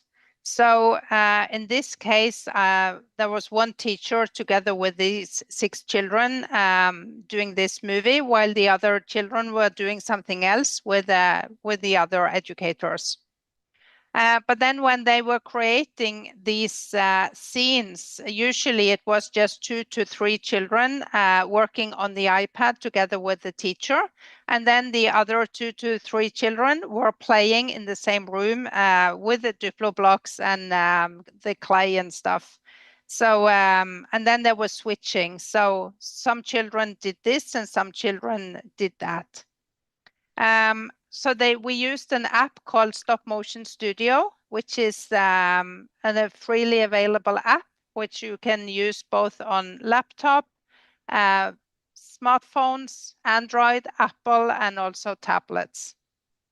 And then the voiceover was made by 2 children and the teacher, and that was added to the movie at the end. So this PhD study is a contribution to the contemporary debate on the pedagogical uses of digital technology with young children.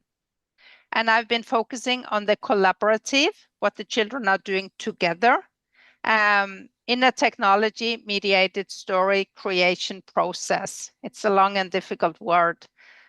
So the meaning here is that the technology does not play the main part, but the technology is still important to be able to actually do this and add the sound, for example. So I emphasize digital technology as a tool to create. So the children and the teacher looked upon themselves as creators and producers of a product that they afterwards could share with others. And I was interested, I wanted to explore what emerges when the teacher and the children were making these stories. So then I operationalized this research question into 3 sub-questions in which I addressed the overall question from 3 perspectives: the creation process, the participants, and the final product. So now I'll move closer to that. It's a qualitative multiple case study, and I provide an in-depth exploration. So I was present in the kindergarten from the very first start, when they were starting to create the story until the stories were finished. And it took about 2 weeks in each kindergarten, because the children did not work on this every single day and usually just for 1 to 3 hours each, the days they were working on it. In both cases, it started with a reading activity with a picture book app to inspire the children. And then based on that story, they created their own story. And all participants, including the children, have provided their informed consent to participate in the study. So in the first article, I explore what characterizes the technology-mediated creation process when groups of young children create these multimodal digital stories in collaboration with the teacher. And as the theoretical framework, I use TPAC and professional digital competence. And I'll send these, I have sent these slides to Nur, and there you can also see the references if you want to access some of these articles. During the analysis of the observations, two main analytical categories were identified: non-digital activities and digital activities. And even if to create an animated movie, you look upon it as a digital activity, but still within that process, there is a lot of activities where digital technology is not used, such as creating the narrative and creating the props. So the children spent quite a lot of time on discussing what they wanted to include in the story and the narrative, and then to create the props. And these activities can also be characterized as traditional activities in Norwegian ECEC. And then you have the digital activities, where the use of technology plays an important role, such as recording sound, taking the photos, doing the animation, and editing and sound. But when I looked at this process afterwards, about 50% of the time was used on the activities without digital technology. So this finding highlights the importance of seeing these traditional non-digital and the digital activities as complementary. You need both to be able to create these stories. But then I also saw that the digital technology provides new opportunities for creation with the children. And some of these new opportunities are the possibility to modify products during the making, to add sound, to create movement, and most important for the children, to watch again and again and again. And then also to be able to share with peers. That was very important for the children. So the digital technology adds a new layer to the process. So these findings highlight the importance of having enough knowledge about digital technology to be able to reflect and make these critical choices of how to include the technology and when, which again is a central aspect of professional digital competence. The second article explores and describes what pedagogical strategies are in use by the teachers when they create these stories with groups of children. And here we used social cultural perspectives, such as guided interaction, sustained shared thinking, and spacious and narrow interactional patterns as the theoretical framework. And the analysis of the observations show that the teachers invited the children to engage in a rich dialogue during all activities, both the non-digital and the digital activities. And an encouraging tone characterized both teachers' communication during the process. And when analyzing, we saw that the three most frequently used strategies by the teachers were inviting the children to dialogue, explaining the practical for the children, and instructing for results. The teachers showed genuine interest to what the children were interested in. They encouraged the children to participate actively, and they respected children's ideas and opinions. The teachers also explained the practical aspects by supporting and scaffolding the children during the process, and by observing the children and regulating when explanation was needed. So they were observing the children and seeing what they needed. And sometimes the teachers provided instructions, which seems to be necessary when using digital technology to achieve the goal of creating a digital story. When you make an animation movie like this, you don't really want to include the children's hands in the video. So then the teacher sometimes had to remind the children that you have to wait a little while before you take the photo, so that the child on the floor who is moving the Duplo figure, she then has to move out from the picture before this boy takes the photo. If not, she will be present in the video. So the teacher was helping the children with these things. So the findings show that these various pedagogical strategies are equally important for the process and the product. The third article in the PhD explores and describes how different modalities and narrative devices contribute to the development of an animated story created by these children. And this article focuses on the creation process of the Rapunzel movie. The animated story is understood in light of social semiotic multimodal perspectives, in which communication is considered to be a combination of several modes. And what I found very interesting is that the results show that the importance of being open for children's magic during the process. The importance of listening to the children was very evident here. So the analysis of the final product shows that all of the modalities in the final product play important roles and contribute to the story. You have the verbal narrative, you have the moving images, you have the music, and you have the written text. And all of these aspects are important for the final product. But the analysis also shows that the final story is very strongly influenced by the children's personal interests, in which the narrative devices of tension and humor played an important role for the children. The children very clearly expressed very early on in the process that they wanted the movie to be scary and funny.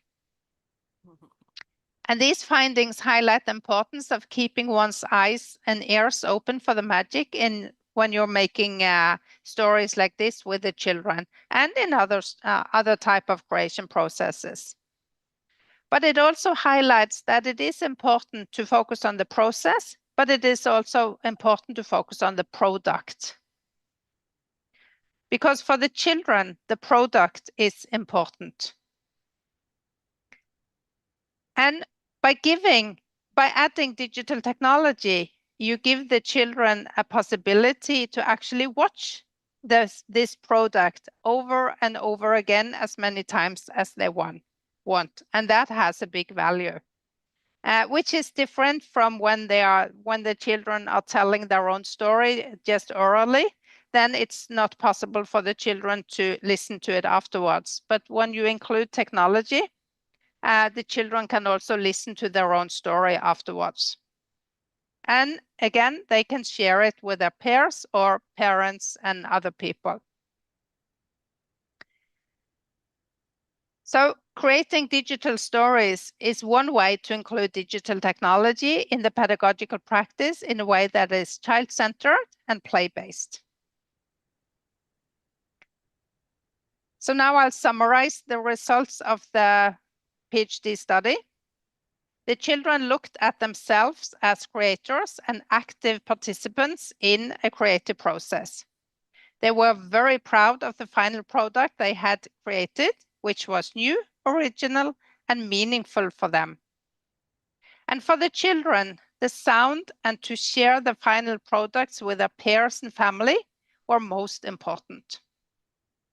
And based on the children's own reflections during the process in this study, it's clear that they have many and rich experiences with multimodal texts, which they take with them into the creation process.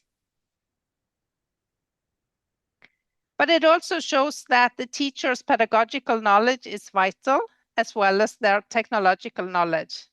However, based on my findings, I argue for a focus on the interplay of multiple aspects concerning teachers' competence and knowledge.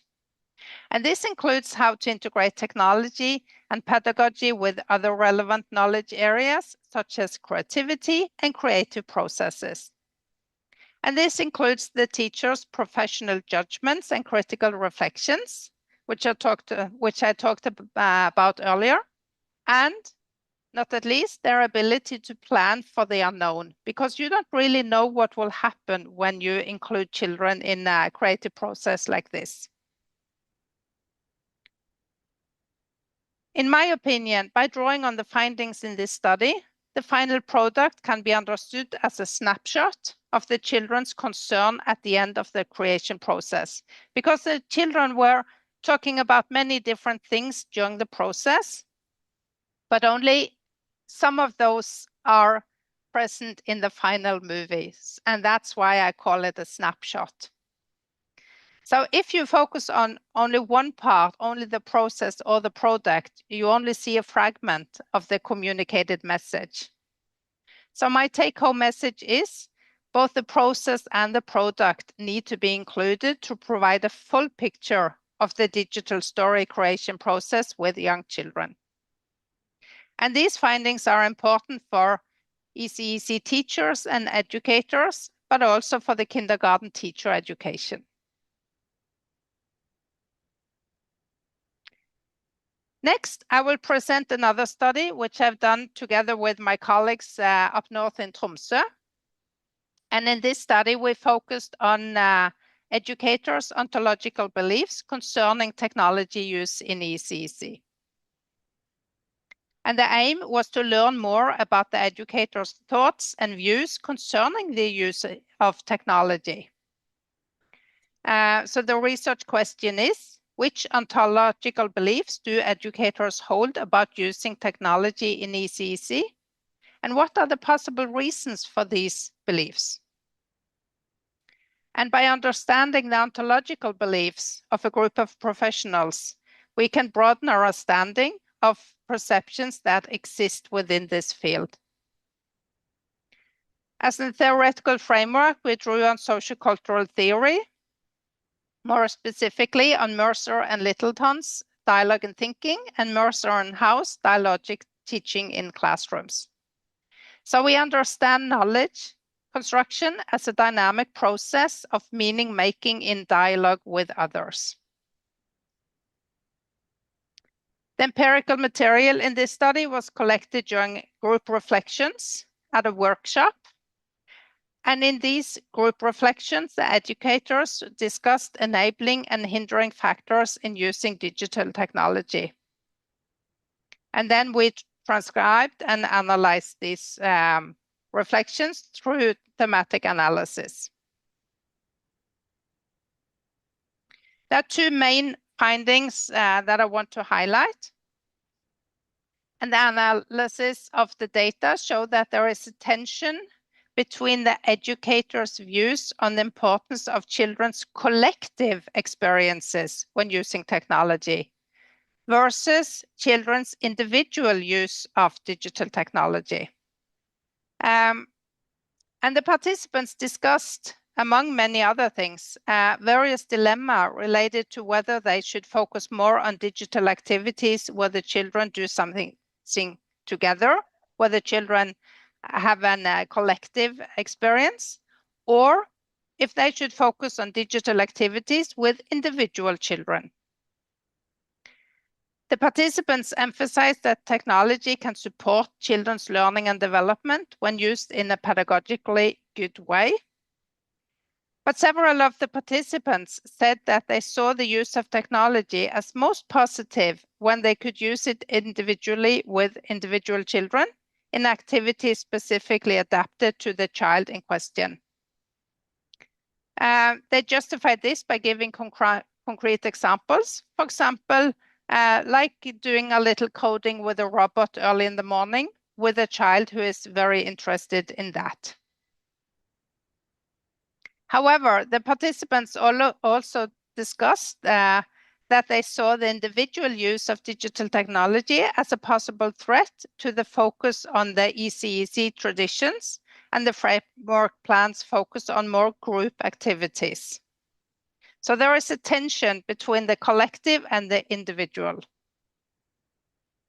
when it comes to the children. But there is also the same tension between the collective and the individual when it comes to the educators. The educators' learning. So on the one side, you have the educators' collective learning and knowledge development as a group. And then on the other side, you have their individual knowledge development. And I think maybe this is particularly relevant related to technology.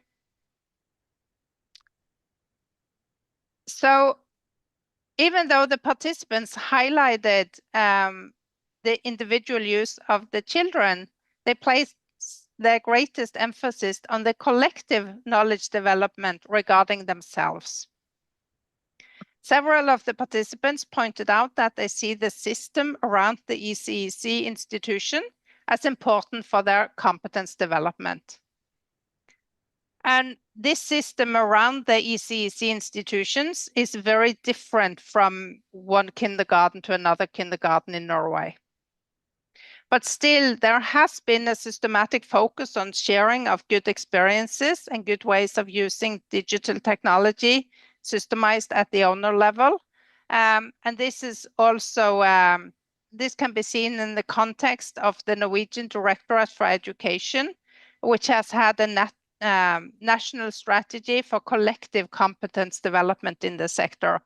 So I think maybe some of these findings are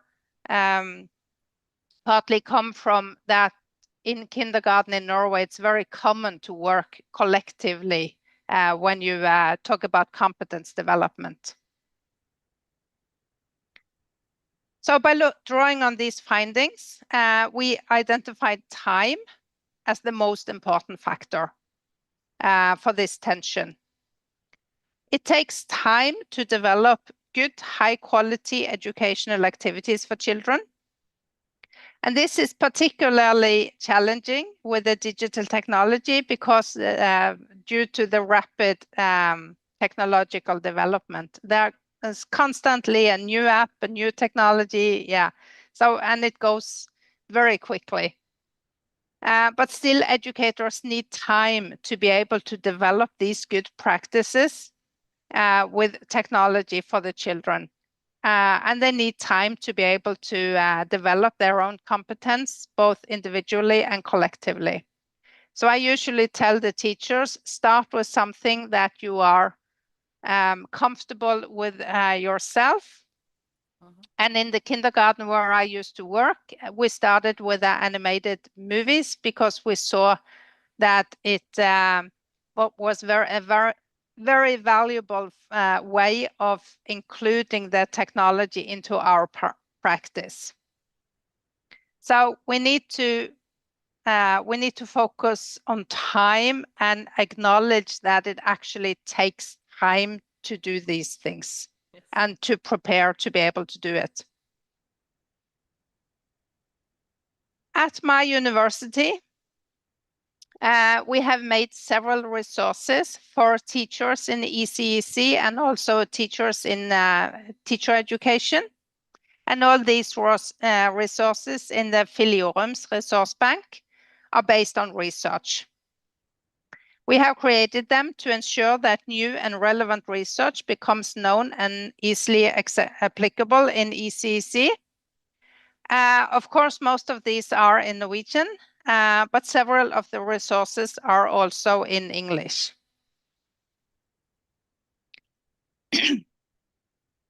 So in this resource, I demonstrate step by step how to create a stop motion animated movie together with groups of children. And I do it by drawing on results from my PhD study. So hopefully if I click on it,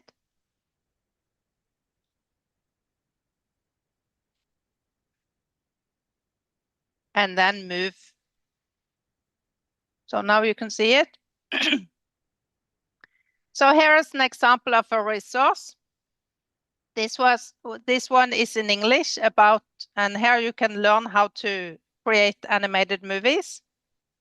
In each of these resources, first we say a little bit about why is this important, and then something about professional development, how we think it may be used. Then there is a video. And in this video, that nothing moves. You can hear me talking. And then we have photos of children and a teacher who is actually doing all these different sections of making an animated movie. So here they are preparing, setting up the props. Later, they are moving the character, and this boy is taking the photos.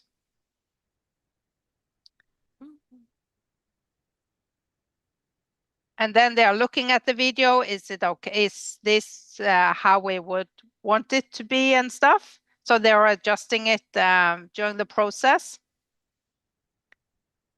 And here they're editing the video. Of course, this photo here, where there suddenly is a child in the image, has to be deleted.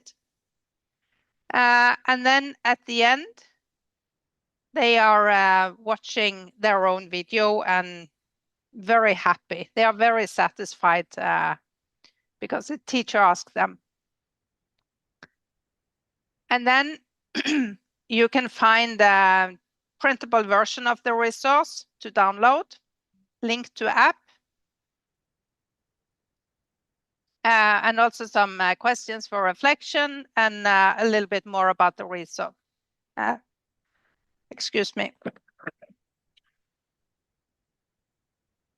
And then here is a link back to the other resources that we have so far in English. And there is 2 more coming up quite soon.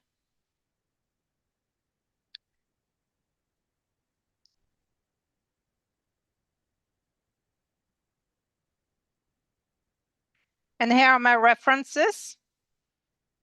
And at this link, you can you'll find the articles that I've written, and most of them are published open access, so you'll be able to access them.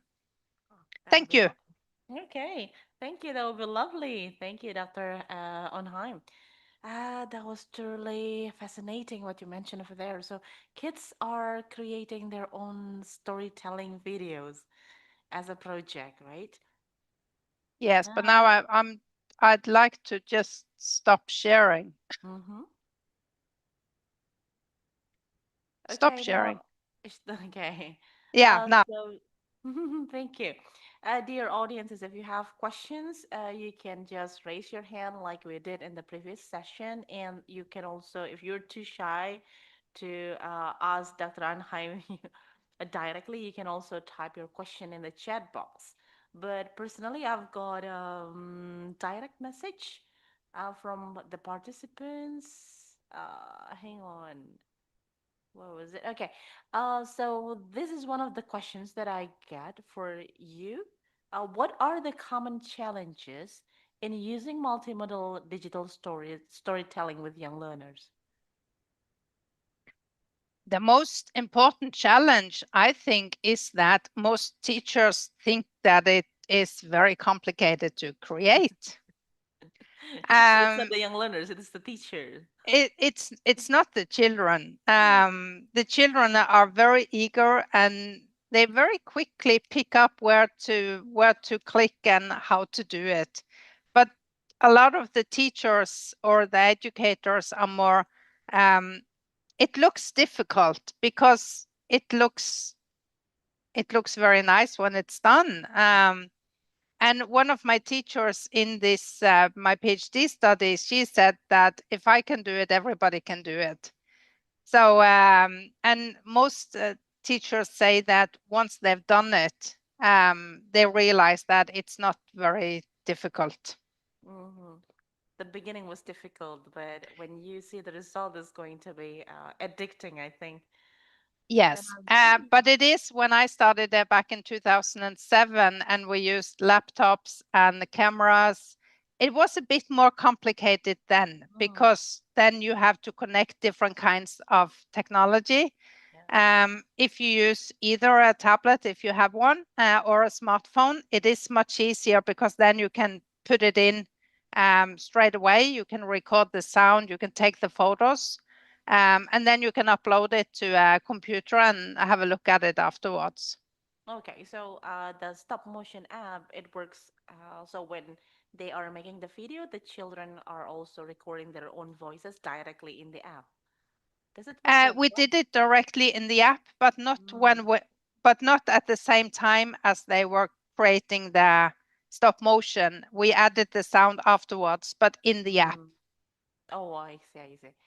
Okay, good. Now we have another question. How do you see parents' role in supporting children's digital storytelling at home? I think Nicola Yelland talked about some very interesting examples. So yeah, do something similar. Give the camera to the children and let them explore. But of course, we have to show them. I used to make some animated movies with my children when they were young, and they were making stories with their own toys and stuff. But of course, I also had to show them a little bit of where to click and how to do it. So it's a very good opportunity to use technology together with your child to maybe make something like this. And as I was showing about with the video with the shark eating the skull, the other fish, the children are very knowledgeable and they're very interested in seeing their own ideas come alive. I think that is going to be very interesting and a good experience for the kids as well, right? It And they're is. going to love it a lot. All right. We are coming. Oh no, I do not see any more questions in the chat box. Anyone want to ask more questions? No? Okay.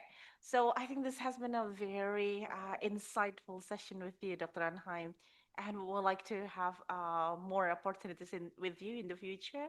So would you like to have perhaps future research joins with us in the future, Doctor? That would be very interesting if we can, make it possible. Definitely. Okay, lovely. Thank you very much. All right, so before we wrap up the session for today, the committee would like to send you a token of appreciation.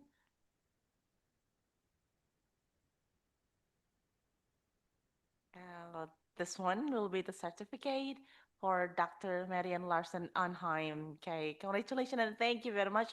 And everyone, please welcome me by giving a grand applause for Dr. Anheim. And once again, thank you very much for sharing your insightful materials. You have given us lots of information on how we actually can involve kids and children with our making of the storytelling, the digital storytelling. And we can even do it at school and also at home. Hopefully that all we gain from you are going to be beneficial for the teachers that are coming here, the students that are learning from you, and for both parties. Thank you very much once again, Dr. Anheim. Thank you. Okay. All right. So this will be the end of all our sessions with the speakers today. Thank you very much, audiences, for listening attentively until the end of the session. Then I'm returning the control back to the master of ceremony.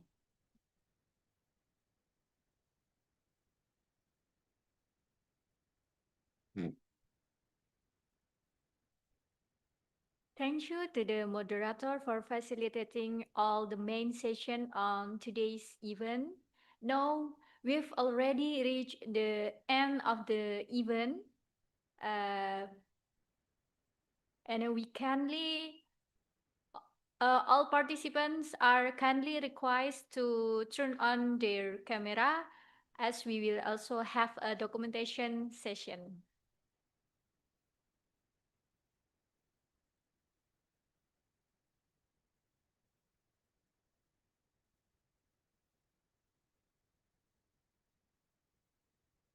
Okay.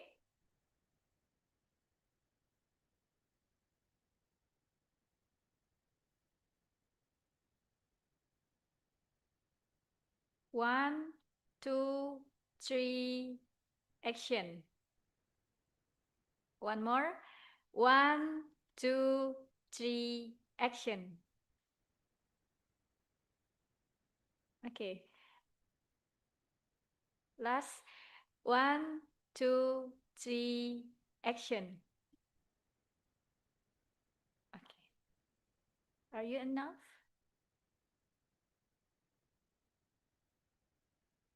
Okay, thank you very much for all participants. Next, we kindly request moderator, Ma'am Mutiara Bilkis, SPD MPD, as moderator of webinar International Indonesia, to turn on the camera for the photo session with the certificate.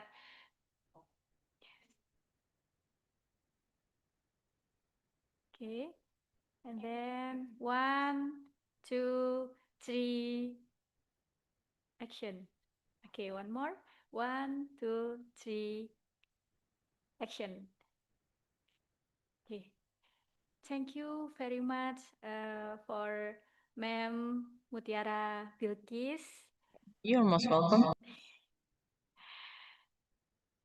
And then we would like to remind all participants not to forget to fill out the attendance form that has been shared by the committee in the chat book.